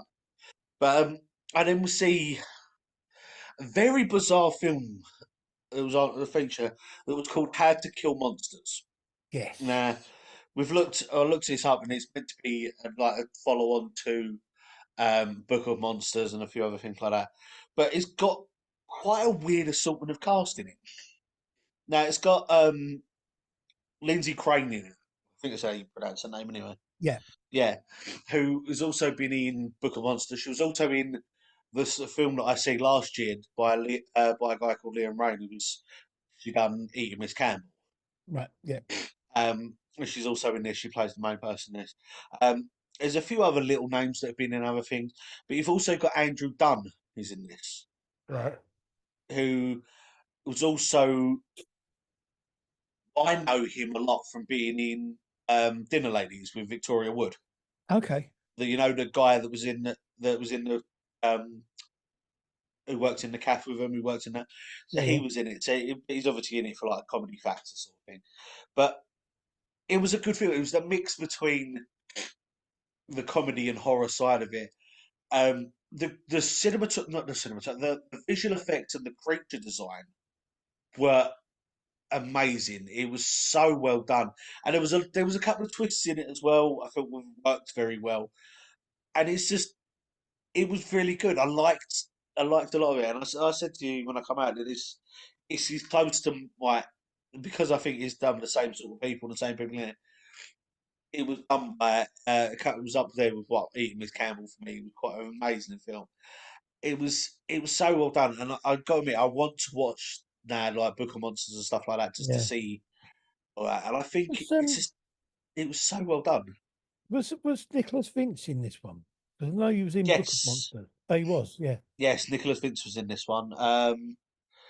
There were quite a few. Sad, I've got the thing here. There was quite a different assortment of cast in it. There was also Johnny Van Vinish, Okay. who's an Irish actor. Um, he's been in a few other films, and he's done. He was in Block of Monsters as well. He was also in Children of the Night, things like that. So he's been in a few different horror things. But he was sort of again another one that was there for a comedy factor, and there are different things in it. And it was the unexpected sound. Some of the creatures, they one of the scenes that he talks about, and it's they see about this. They go to this sort of demon dimension, and he's talking about this creature appeared and massacred all these cops, and they're like, oh my god! And he turns around and goes, "Yeah, there was so much frosting." They're like, "Frosting," and then it dripped on his shoulder, and looked up, and he finds out this cake that they got for the chief policewoman's retirement party had been demonized and turned into this massive demonic cake that was eating everyone. And it's just like it's just one of the things that feels like that, and it's just like it's so well done and so funny, and there was bits that like it just fits so well, and I think it's really got. I mean, there was the whole twist and turn. There was a story within a story that then kept it interrupted, and the way that it was done, and sort of it was the one unbelievable moment. Like Lindsay Crane's character's telling this story, and she's telling it to these two cops, and they're like, "Hang on a minute, hang on a minute, hang on a minute." And so she then tells the story, and he's like, "You've got to, like, we asked you to tell us the truth." She's like, "I am." So it goes back to the story, and something else happens, and he's like, "No, no, no," and keeps interrupting and sort of, and it's just so well done. And I think it was a funny film that had the right amount of, like I said, the right amount of horror and the gore and the horror factor to it, and the humour and it was just basically it was just a funny blood and gore fest. Cool. It was very well done. It was a good complete concept to the other film that I see afterwards, but Yeah. that will tell you in a little bit. This one I think it was really well done. I would love to watch it again. Cool. Well, while you're watching that, I watched the Short Film Showcase 2, which Yes. started off with a film called Manicure, which was a look at sort of OCD and body dysmorphia and other kind of issues like that. Yeah. Um, it had a really great look to it. The cinematography was brilliant. Yeah. There was some great effects in it, but I don't know, it was okay. It wasn't a bad film. It was all right, but it left me feeling a bit kind of like, okay, you know. Okay. Um, the second film I really liked, Spiral to the Center.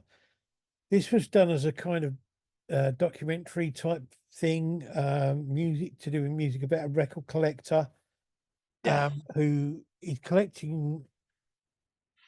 He finds a white label promo, and then he decides to try and find out more about it, and he can't find anything out about it. Eventually, finds out about it, and finds out that this record company put out 12 albums, Yeah.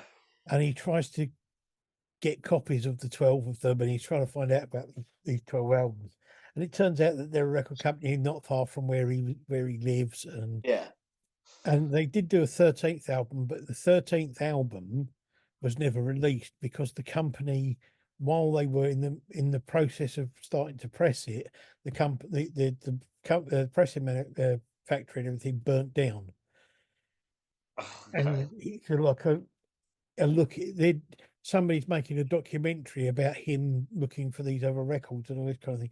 I really like this. I think it works really well. It looks really good. It's really well made. I really like the music in it as well.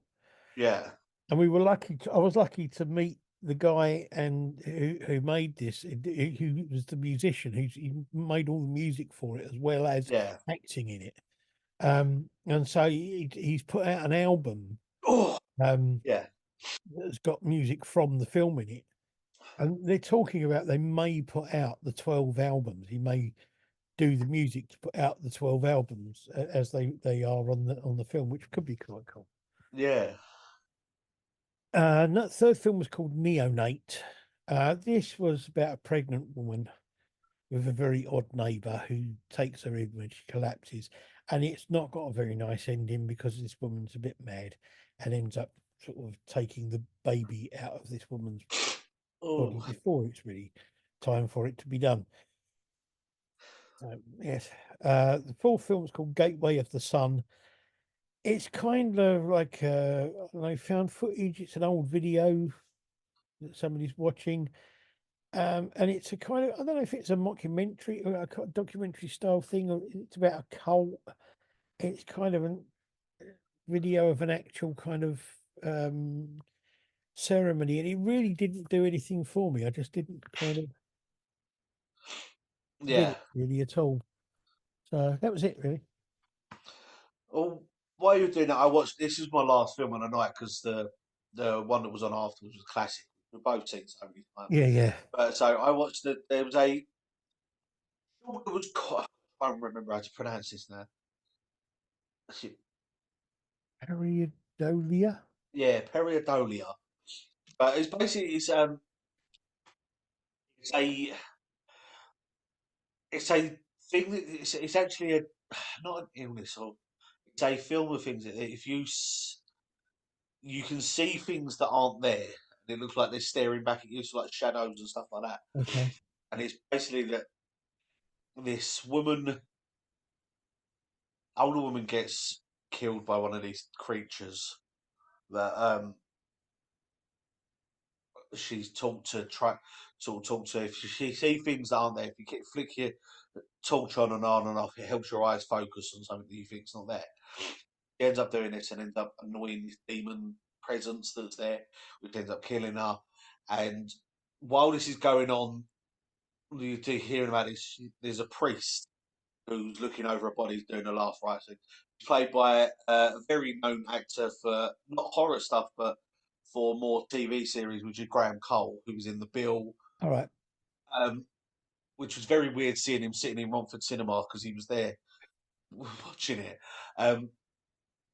It was weird just turning around and seeing him there, and it was just like, oh, okay.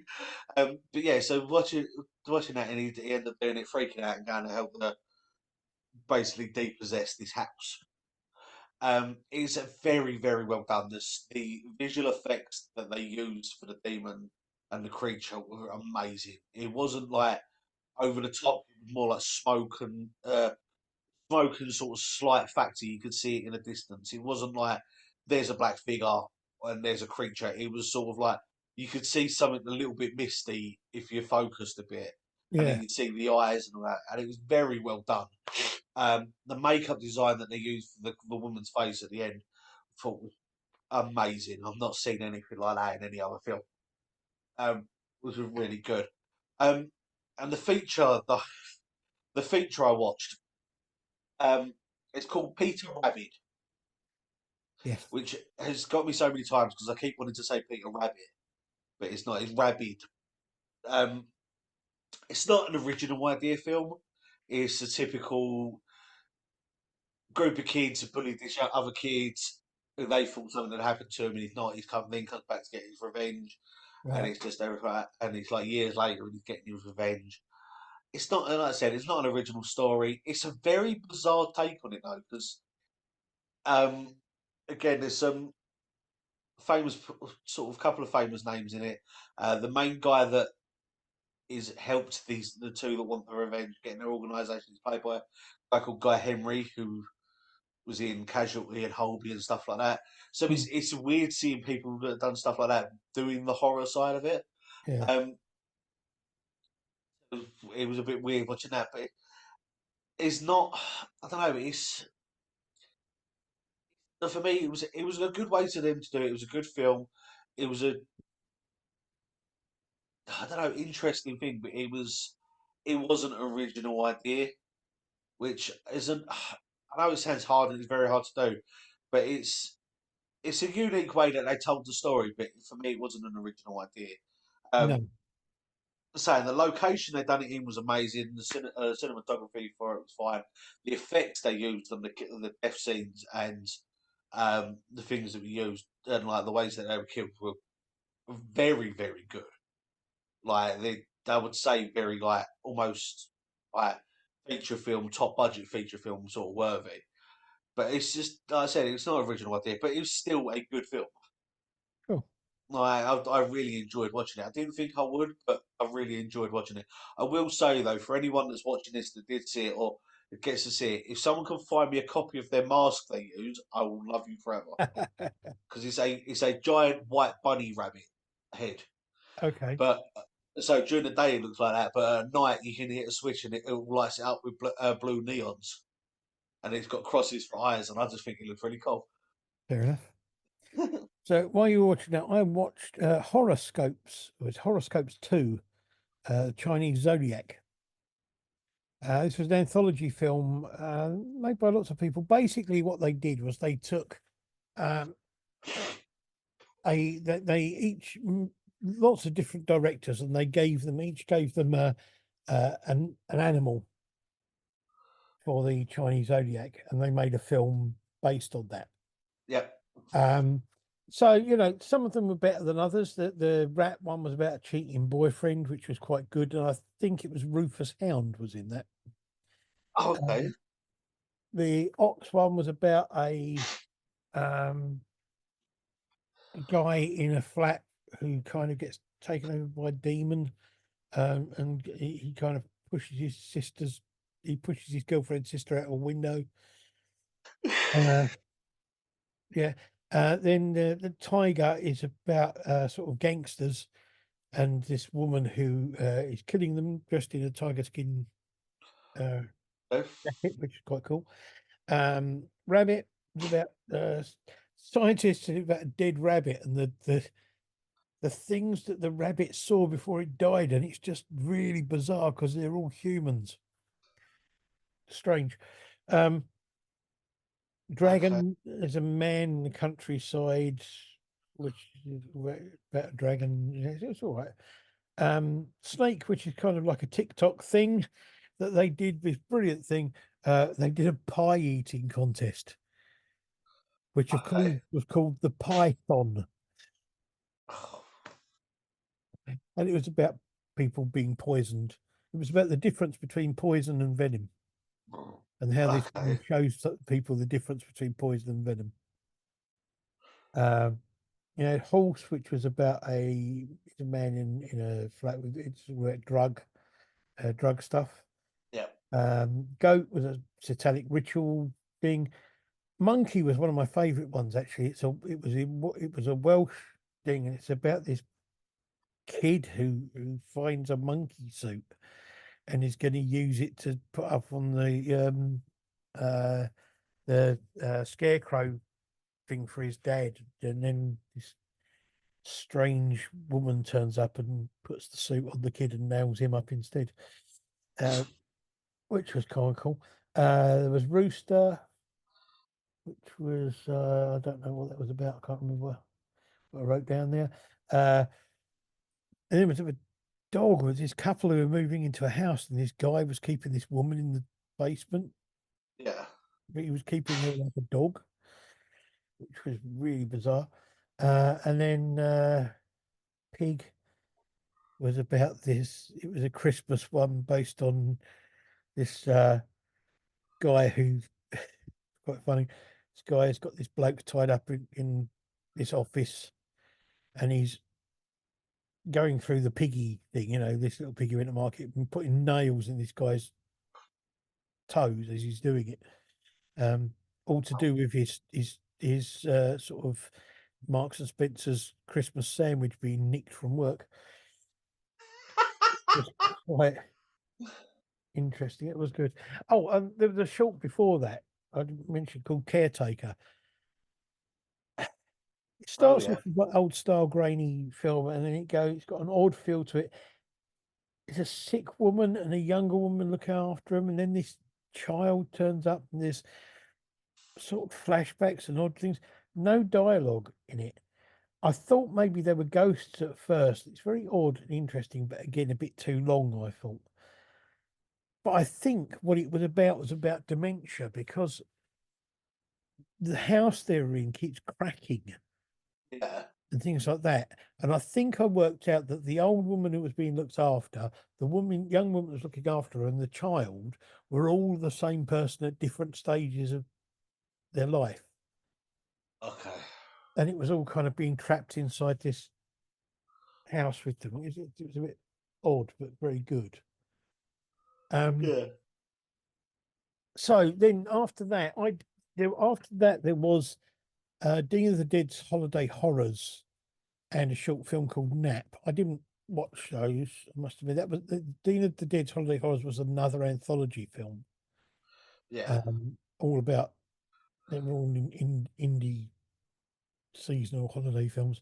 And the other side we had Sleep Tight, and the classic film was The Beyond, which is an Yeah.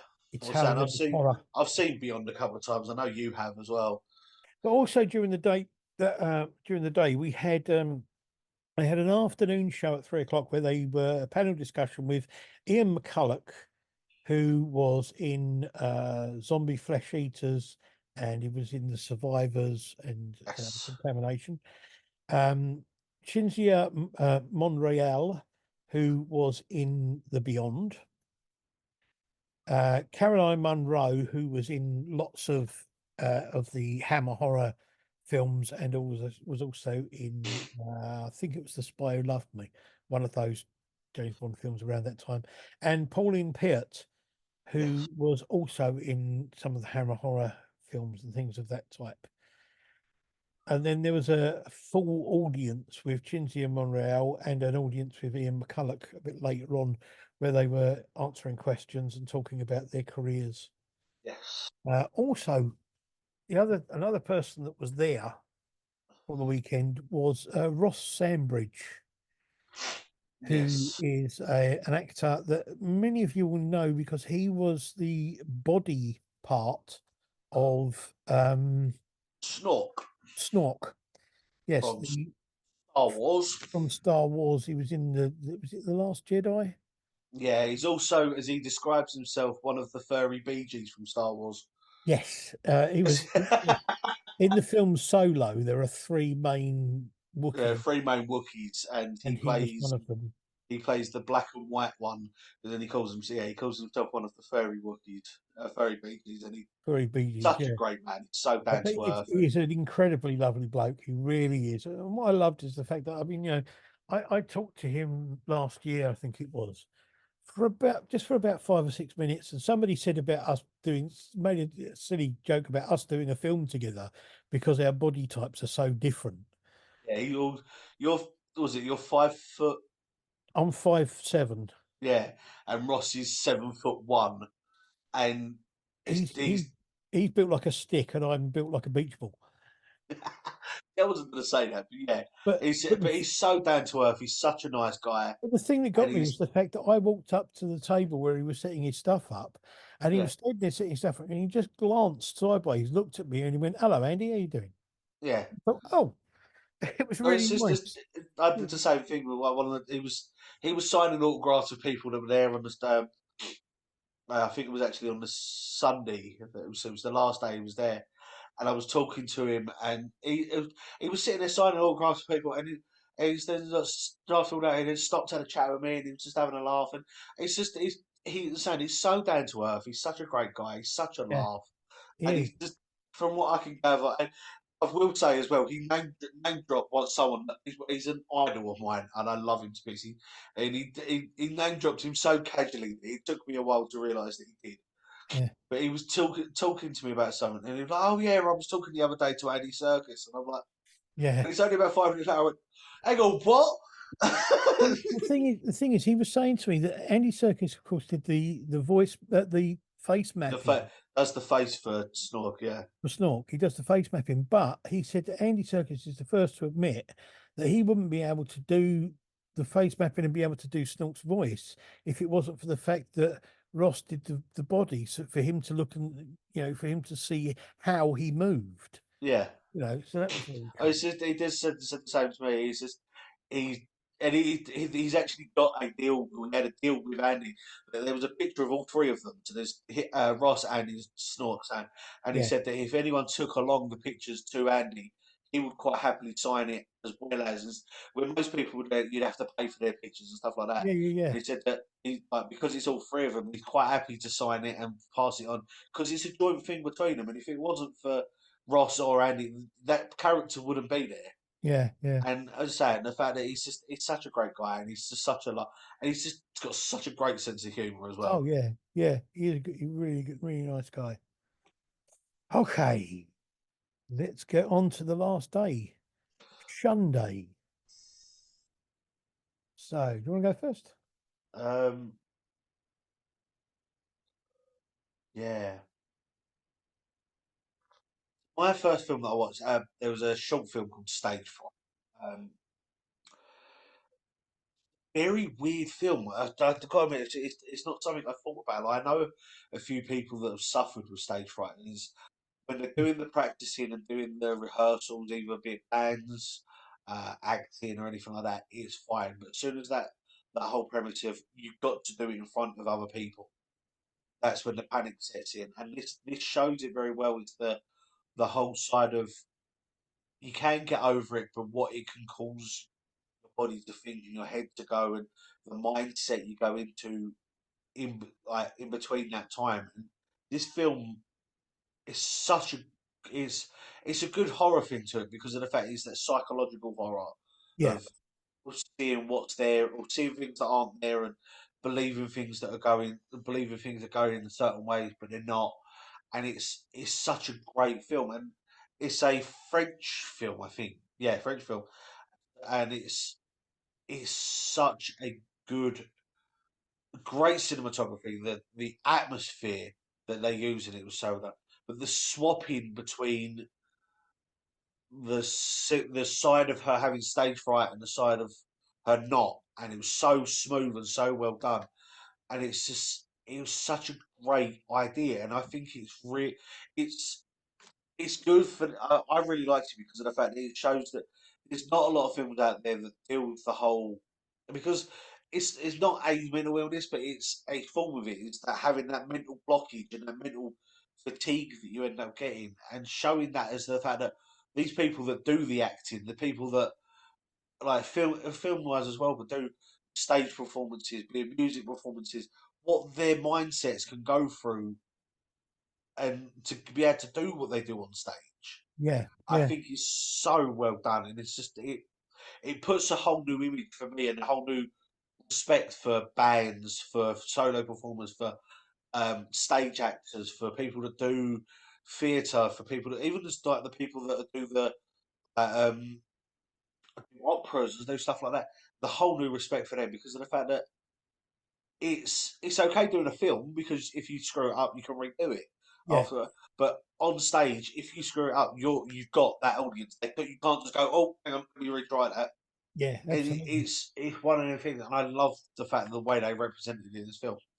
It's so well done. Um, and say it wasn't that hard to follow over because even though it had the subtitles there, it was done in a way that even though obviously the whole language was in French, the subtitles were in English, but it was done in a way that you didn't need to know what she was saying. The fact that she was panicking, you could see it on her face, and it was amazingly done and amazingly shot as well. Yeah, And the feature I watched, I'm still not again. I'm not 100% sure I understand what's going on, but it's called Voice of Shadow. Okay. Now, the synopsis that it says in the book, it says a man tries to prevent his dark past from reappearing itself. Repeating itself when his girlfriend inherits an estate. Now, I don't understand because that's not really anything to do what's going on. It's Okay. more to do with a sort of demonic possession, and from what I can gather and what I can read, it was a the girl inherits his estate from her great aunt, I think it is, who actually died a few years before and came back to life. But when she did, she was a bit weird since. And you find out the fact that due to a fire, she stopped her belief in God, which then, when she died, then put her into hell. And when she then came back, didn't come alone. Right. And it's then about her keeping these spirits that came back with her somewhere safe, and then passes it on to her goddaughter, great niece, or whatever it was, and basically for her to carry it on, Okay. and the people that are involved. So the whole story of it being the guy to prevent his past, I don't quite understand, but it is a good film. It's a very, very well done film. It's definitely one I could see being, I don't know, because it's being part of a like not being part, but having a sequel done to it because of the way that it ended. But I think the way that it was ended, it left it too open. So Right. it looks like they could do it, but it's still a very good film. It's very, very, very suspenseful, very um, dramatic. It's very religious orientated though, because Okay. it's a lot to do with Christianity and stuff like that. But it's still a very good film, and I did really enjoy it. Cool. Now I turned up late on Yes, like on Sunday, so I missed on the other side while you were watching that there was Bucket's brand new bar, yeah, which apparently was a local film. I don't know anything about it to be honest, and a classic film called Turbo Kid, which is yes. yeah, uh, post in a post-apocalyptic wasteland in 1997. A comic book fan adopts the persona of his favorite hero. Yes. I know nothing about that. I've never seen it. I don't know anything about it at all. Yeah, from what I spoke to a few people, it was a very interesting film. So I might have to Okay. look it up to see what it was about. So after that, you went back into Screen Seven, didn't you? Yes, Yeah. So I was I back in just Screen 7. I watched hang on. Let me just go through the other one first. oh yeah, sorry, On the yeah, other yeah, sorry. on the other one that we didn't watch because I didn't get to see that either. There was a short film called Mantra, and then the classic film was The Entity, which is a film I've seen a couple of times. And to be honest, it's nearly 2 hours long, and 2 hours of a woman being raped by an invisible demon is not really my idea of fun. But there you go. Yeah, that's pretty much what a lot of people said, the same thing. But yeah, so while that was going on, I watched a very bizarre short. Again, it was another foreign one called Patrick is Outside, Hey, and it's about this woman who's being introduced to her husband or her fiance's family for the first time, and his mum and dad for the first time, and the weird relationship they have. But the fact that his brother supposedly is a bit of a nut job and just stands outside knocking and waiting to be let in, and they never let him in. You yeah, then find out later that it's actually because of the fact that he didn't want to abide by the rules that were put in place, and because of that, they shut him out okay, and locked. And it's a lot of suspense. I wouldn't say it's a lot of horror to it. It's more of a, say, thriller sort of thing to it, okay, but it's still very well done. I really liked the sort of the few jump scares and the sort of, I would say jump scare, more sort of jumping moments that are meant to be there. But there's a lot of suspense in it. There's great sound effects and use to sort of soundscape to make that build that suspense. right, Um, so yeah, I wouldn't say it's much of a horror, but I suppose it could be as well as if the whole psychological side of it. Um, the next one I watched, well, the feature is called Behave. Right. Now, what can I say? Well, it's about a group of kids that go off on holiday with one of the parents' mums, or one of the parents' mums, one of the kids' mums, sorry, and the celebrity who endorses how to be, how to do sort of things properly, being all like sort of pulling chairs out for like doing the whole what's the word? What's the word I'm thinking of? Etiquette. Etiquette. That's the one.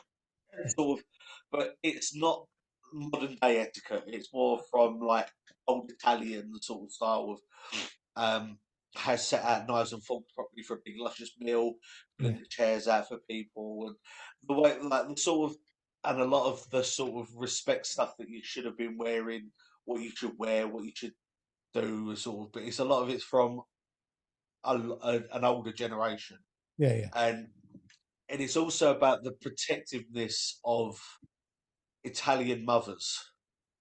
Okay. Even though it's an English film, um, and it's about this kid and his group of kids that go off on this holiday and think that where they are is being haunted is by the landlord to get more people to come, and this very overprotective mum that because she doesn't like the fact that the his group of friends or her son's group of friends are leading him down this what most people would look at as an ordinary teenage life.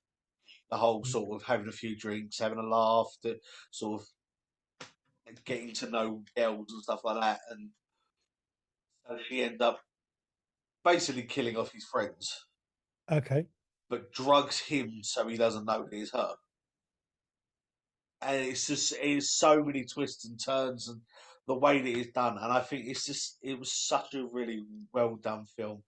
And they had a Q&A with him afterwards and said that she wants to do a prequel as well to it, as well as a follow up and for that. And it's just she's got a few ideas of what she wants to do, but Yeah. it's just, she wanted to do it. She wanted to do this whole stereotype. There's the whole film is basically stereotypes. Is you've got the jock, you've got the pretty girl, you've got the one that's she's gay, but she's like the butch, and then you've got the cute little innocent girl that nobody listens to because she's the younger sister, and then you've got Right. the stupid jock sort of one, and it's the whole stereotypes of sort of this guy's a little bit creepy, so he's automatically the killer Yeah. and it's sort of that stereotype. That's what she wanted to do, and then the twist of what goes on. And I think it's a really well done film, and I think it has some funny parts in it again, but a lot of serious moments in it, and I think it's really well done. Cool. Okay. Right. So after that, I went in to see there were three short films on. First one was called Conkers for the Brave. Oh, yeah, Now, all three of these short films are actually from are to do with a film called Witches of the Sands. yeah. The first one's Conkers for the Brave, stop frame animation. It's got an interesting looks, really good effects in sound effects. Basically, it's about these two people that end up playing conkers with their eyes. Yeah, What? yeah, it's very Okay. odd. I quite like that. It's really good. Then the next one is called A Most Extraordinary Swim. And this was animation, kind of a bit in the style of like Monty Python, sort of Terry Gilliam sort of Oh, animation, okay. Yeah. but a bit more trippy with kind of that sort of trippy music and stuff. Very odd.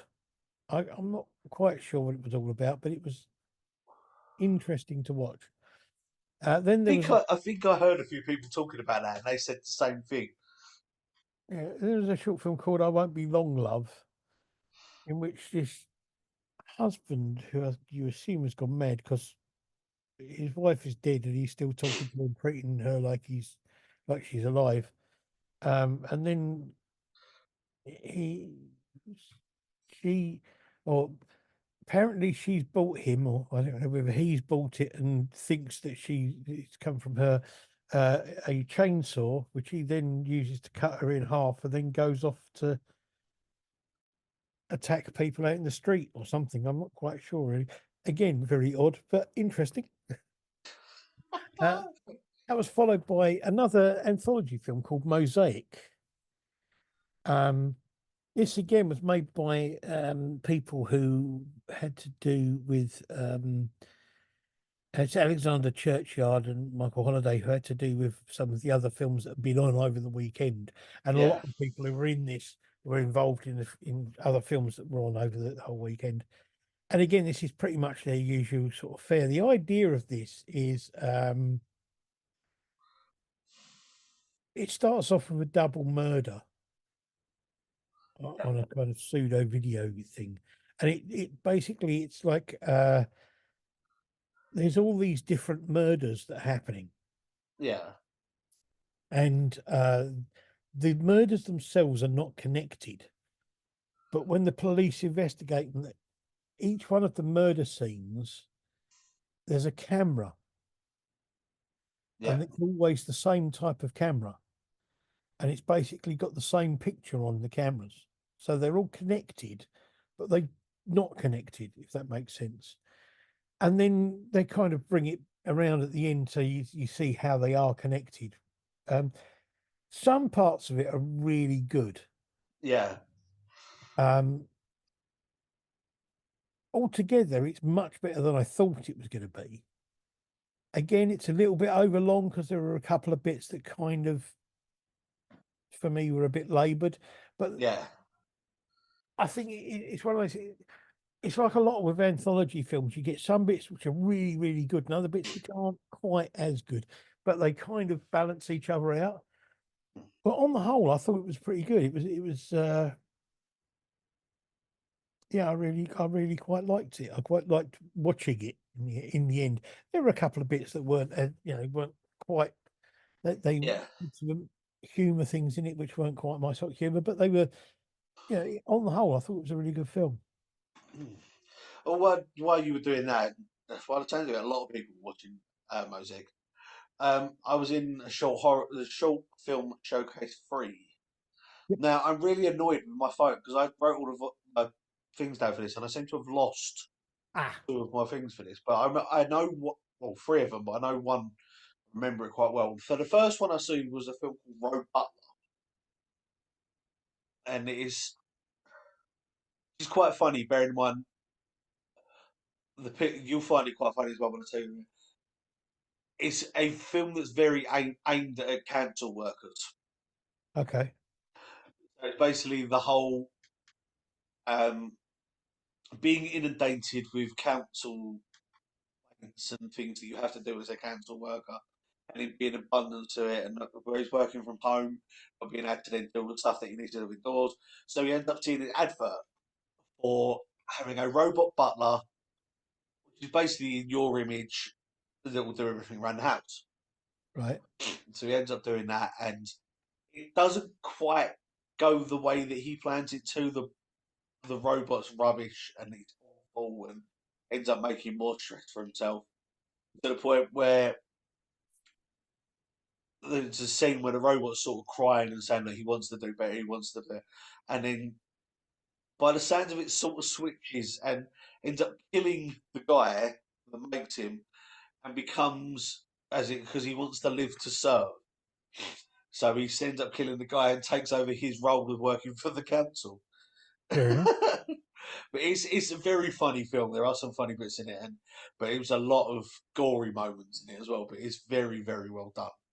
Um, the next film I'm saying I've lost my notes for. This is a film called The Vice, which I'm really sorry, but I don't remember a lot of.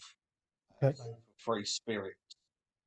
I've lost all my notes for that. The next Free, film Free called Spirits. I do know somebody said it was kind of like a horror version of the Vicar of Dibley. yeah. um, the next film was called was it The Auditor? The auteur. The Auteur. It's a very weird film. It's basically so this guy was typing up a story on an old typewriter, and whatever he was typing was then happening to this woman. Right. And if he didn't like it, he then scrapped it, which then started back to the original scene. And this woman that was in, it seemed to be clocking on what was going on and getting more and more annoyed to the point where she started following and trying to change it herself. Right. Right. And ends up killing the guy that's doing the typewriting and all that, and taking over a bit and basically making her life her own. And it's very well done. The shots of it were amazing. I thought it was Right. some very well done cinematography, very well done visual effects for it, and the editing for it was amazing. Um, it's fine. Yeah, it's another one that was very well done.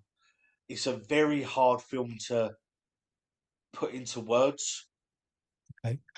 but it was very well done. Again, the cinematography was great. Um, the next film made me question a lot of about children books and about books I've read, and about my own mental health at one point. Um, and it's called "It Was John." Yeah. Um, basically, it's talking about this brother and sister that are talking about another man. I think it's their other brother. That they put it down to as he was growing up was very mentally disturbed and blamed a lot of things on his imaginary friend that was called John. And it's basically to without going too much into it because I would like to no. So it's basically the brother then finds out that it's not there is actually this creature that is possessed this book that if you see him in it, he sees you and comes after you. Oh, okay. But the way that it's drawn is very disturbing and it's very well done and it's so I did find it really enjoyable. It's just such a bizarre film because it's a film I'm pretty sure I've seen stuff like it before, Yeah. but it's just so weird the way it's done. And it's basically the end of it is all because the fact they got given some money and it was split between three of them. So this sister wanted to have the money to herself to buy a very weird song because she liked them from when she was like the 70s. Okay. It was like a stupid little song, and she didn't have the money, so she bumped off her brother so she can get the money Okay. by using this possessed book. And it's very well done, and I thought it was just so funny. Okay. Cool. All right. On to what would turn out to be our last films, I think, because we went way Yes, after. Um, so I went in to see a film called Law. yes, Now there wasn't a short film on with this. Um, I thought Law was brilliant. It was another anthology film, yes, but effectively what it is it's four friends go to stay at this retreat sort of camp place, and this strange guy meets them, and they set up a campfire, okay, and he then gives them a stick each, yeah, a carved stick made out of special wood. And the idea is that what you do is you throw this onto the fire and you tell a story. And the story, along with the smoke from the wood, feeds the spirits yeah, and appeases the spirits. So they let you let you have a restful night. yeah, So that's what they do. They tell these stories. This was I made a mistake. The film I was talking about earlier. This was the one that I think had Rufus Hound in it. yeah, Um, so each one of them tells a different story. And this guy sort of like the bit in between where he gives them the stick, and they all tell their own little story. And there's one of them's about a kind of guy who wants to uh, do partner swapping and that sort of thing, but it turns out ends up this kind of like uh, sort of satanistic ritual thing about with him. Um, okay, there's one about a guy. I can't remember what half the stories were now. But anyway, but they were all really good stories, and the bits in between were really good. It was kind of had some humour in it, but nothing Yeah, over the top, and it was really good. And then the last one was really good. It's about a story about these people trapped in this cinema, and this guy is sort of like yeah. goes mad and starts slaughtering people in the cinema. And it was really, really good. Then they all go to bed, and then they wake up in the morning. This guy who was supposedly their guide has gone. He's disappeared. And one of the women that was on this retreat, one of the women that's there is a writer. So you go back to her, and she goes home to write it. But the thing is, when she's at home, she's got the TV on and she's not really paying attention to it. But you see the stories that they told being reported on the news as if because they really happened. Oh, And that's, then right at the end, it goes back to another group of people sitting around the campfire, yeah. and he gives a stick to one of these people, and he throws it on the fire, and he says, "Okay, there was once this woman who was an author, and she went with some of her friends." And it's kind of like it's her story, Oh, wow. and it's kind of like it was really, really well done. It was incredibly well made. The stories worked really well. Oh yeah, one of them was about a sort of shadow creature that starts Yeah. killing this guy.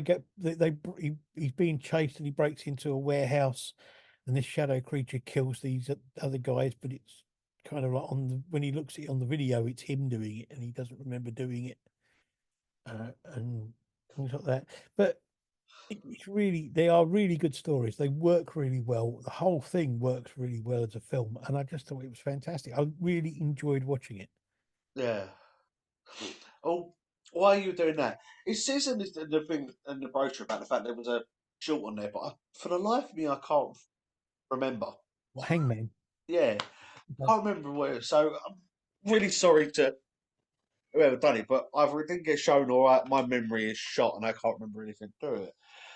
But the feature that I wanted to see, and I actually wanted to see this, was called The Slave and the Sorcerer. Part of me wishes I didn't, but um, Again, it's basically people a involved take in. on this. Sorry, go on. I was going to say people involved in this were also involved in other films during the weekend. Yes, I know. That's what I was going to say. Uh, Sorry. but yes, it's a very bizarre. It's a very how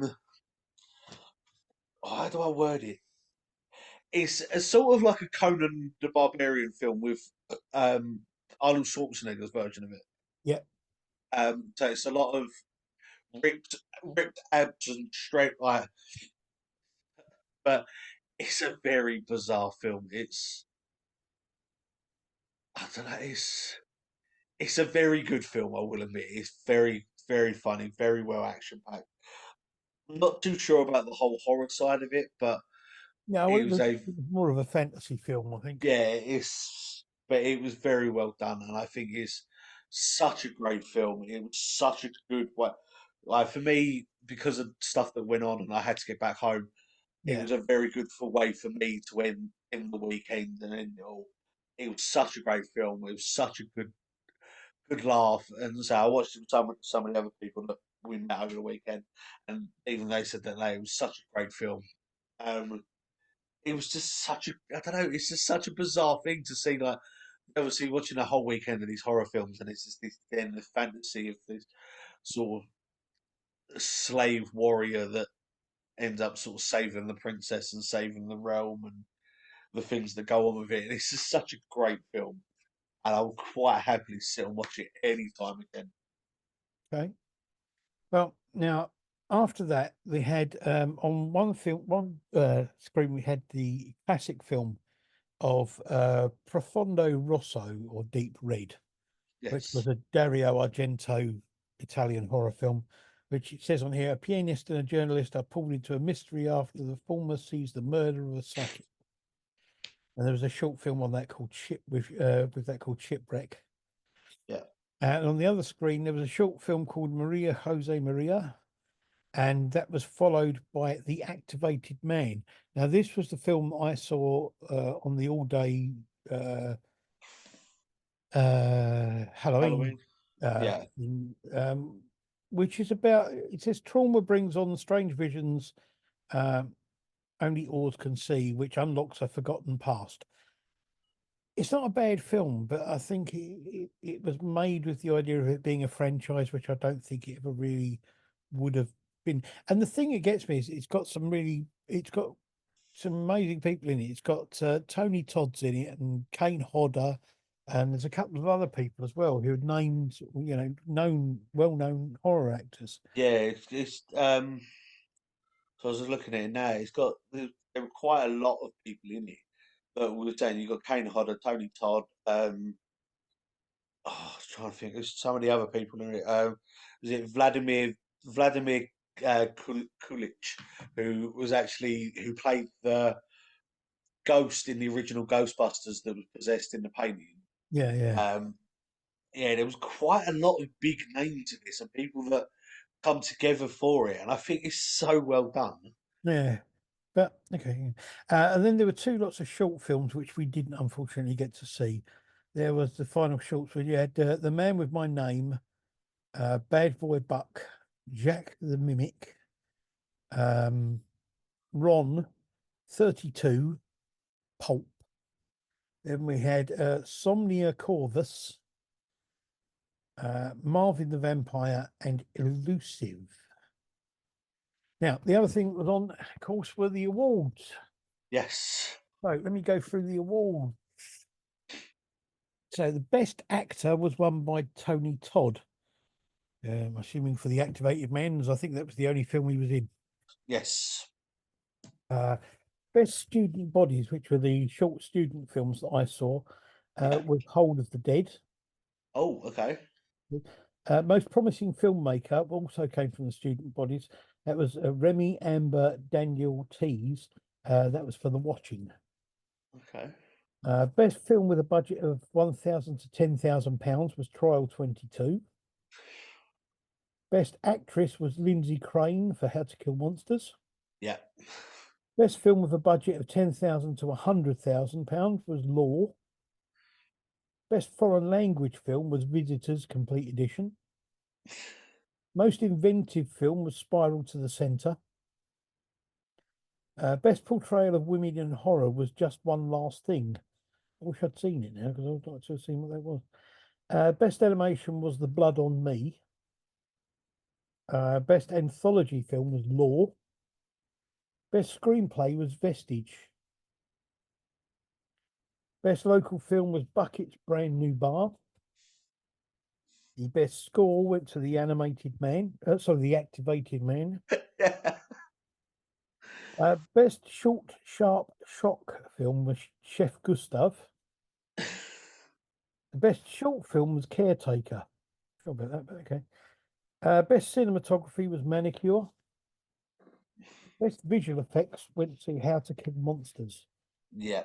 Apparently, from what Spencer was saying, all of the effects in that were 100% practical effects. There was no CGI or green screen used. Yeah. No, I can see that. It was very well done. Best fantasy film was The Slave and the Sorcerer. Yeah. Best cheap thrills was The Pencil. Best comedy horror was Knock Knock Knock. Best feature film went to Voice of Shadows. Hmm. Best director was Stuart Spark for How to Kill Monsters. The jury prize, which they give for the film that kind of did the most for the amount of money and the amount of Yeah. time and everything they spent on it, went to Kin. Okay. And there were three awards for the horror roulette based on votes. The bronze award went to film Monsters. The silver award went to a film called Become, and the gold award went to Umami. So that was it. That was the festival. Yeah. As I say, thank you to Spencer for giving us, for allowing us to have the press passes and we'll report back. Big thank you to Hannah Davies, who did some fantastic photographs for everyone while they were there. And as I say, shout out to Chad and Thomas from Real and their own festival, Rhyller Thriller. Keep an eye out for that. Yes. I'm going to put as many links up as I can to either full films or trailers films that were on for the weekend that I can find on YouTube. I'll put as many up as I possibly can, and hopefully we'll be there again next year. We've also got, I don't know if we've got we want to do or not, but we've also, I want to say anyway, a massive well done and congratulations to all the stalls that were there, Absolutely, especially some of the smaller ones. They were their own business people, their own ones that they do. There's such a great, and from what we can gather, the Saturday was so packed. There was so many people there. The amount of recognition and business they had on them days because of the fact that they were there and they had that chance to do it. It made them feel so welcomed and loved. And the fact that like some of them were like, "We want to book for next year straight away," and it's just, I'm saying the people that do these little things, not doing it because they're big companies and they want to. They're doing it off their own backs, their own businesses, yeah. their own time and effort they're putting into it, and it shows that this community that does this, even if it's just festival things, helps each other out. And so, I will. say well I done to will. all of them. Yeah, definitely. I will put links up to all of the vendors. I got cards for all of the vendors that were there, and I will Yep. put links up so that people can check out their goods. And see what you think of their stuff because there was some good stuff on sale there, and it's always nice to help to support smaller. Yeah, smaller Uh, businesses, and the fact of saying there's a lot of them that make their own stuff. They're like there's the artists that were there that do their own artwork and sell them on, and amazing paintings they do. There's people there that did their own jewelry and did yeah, their own bits and all that, and like people selling horror soaps and stuff like that, and I think that was amazing for a start. But it's just some of the things, and the fact that it's again like they're not big businesses, they're not people that it doesn't matter if they're getting the money or not. These are people that are living off of doing these film festivals, and absolutely, just their own time and effort. And I think it's such a great thing to support. So, definitely, like the fact that Spencer gives them that time to do it, it's all the whole team gives them that place to do it. yes, definitely. Well, thank you very much, Scott, for being there with me and reporting back for all that kind of thing. Um, Congratulations to all of the award winners. Congratulations to anybody that had a film on at the festival, because just getting it on at the festival is an achievement in itself, really, because they have a lot of films that are put in for the festival and not all of them are chosen. Yeah, And it was great to meet up with some new people and great to see people that we see there every year or that we've met before in different ways in different places. And I do hope that we can go back there next year and report back to you about it and yeah. everything. Yes, Hey, we're hoping as well for Chad and Thomas to, that their one gets off the ground and does what they want to do, and absolutely. even if we can't get along to it this year because of our show is, but if it goes well, maybe we can get to it next year and help show their stuff off and see all that, and or even if it's just one of us or whatever. But I hope that their stuff gets up off the ground and goes above and beyond what they wanted to, because I know they were blown away with the way Yeah, that yeah. the Romford And one was, and I they hope made some theirs good gets to that point. they made some good connections there, and Yeah, it's gone away happy. Um, the other thing is that I want to thank everybody that went along to the festival, really, because it's just like, without people going along, it doesn't go anywhere, and yeah. it's been bigger and better every year. And all we can hope is that it carries on doing that. I said as Um, well, it wasn't just festival goers for the whole weekend that were there. There were people that, because of the Mercury Cinema putting it out, like the Premier putting it out, they were doing it so you could get tickets just for that film. You could get tickets for Yeah, yeah, go along and see that and book them and all. And the fact that that was done, and put it out to these people to see a bigger audience, these yeah, films to yeah, see bigger audiences, and have people come along that might not have known that the festival was going on, but looked at and gone, "Oh, this film's on," and then put it out that way. So it makes the festival known a bit more, makes the films shown a bit more, and I think to show independent cinemas that are doing this, that are doing the film festivals and willing to put them on, to lose business out of money that they're getting from the big films, yeah, to put on stuff like this that is just showcasing independent ones, local ones, international films as well. yeah. Just needs to support more company, more people like that. So yes, I mean, if you didn't get to go this year, keep an eye out for it in the future. I will put links up for the Romford Horror Film YouTube channel and everything like that. So just keep an eye out in the future and maybe come along next time. Yeah. So even if it's not just horror films either, if you want to watch more than just horror films, they've got the film festival, Yeah, they have an the ordinary Romford film Film festival. Festival, where they show everything. Yeah, they have an ordinary film festival as well, which is on later in the year. Yeah. So yes, okay. Right, thank you everybody out there for watching, listening, and all that kind of thing. And we will be back in a couple of weeks, probably. Yeah. Thank you very much, and see you later. Bye. Bye.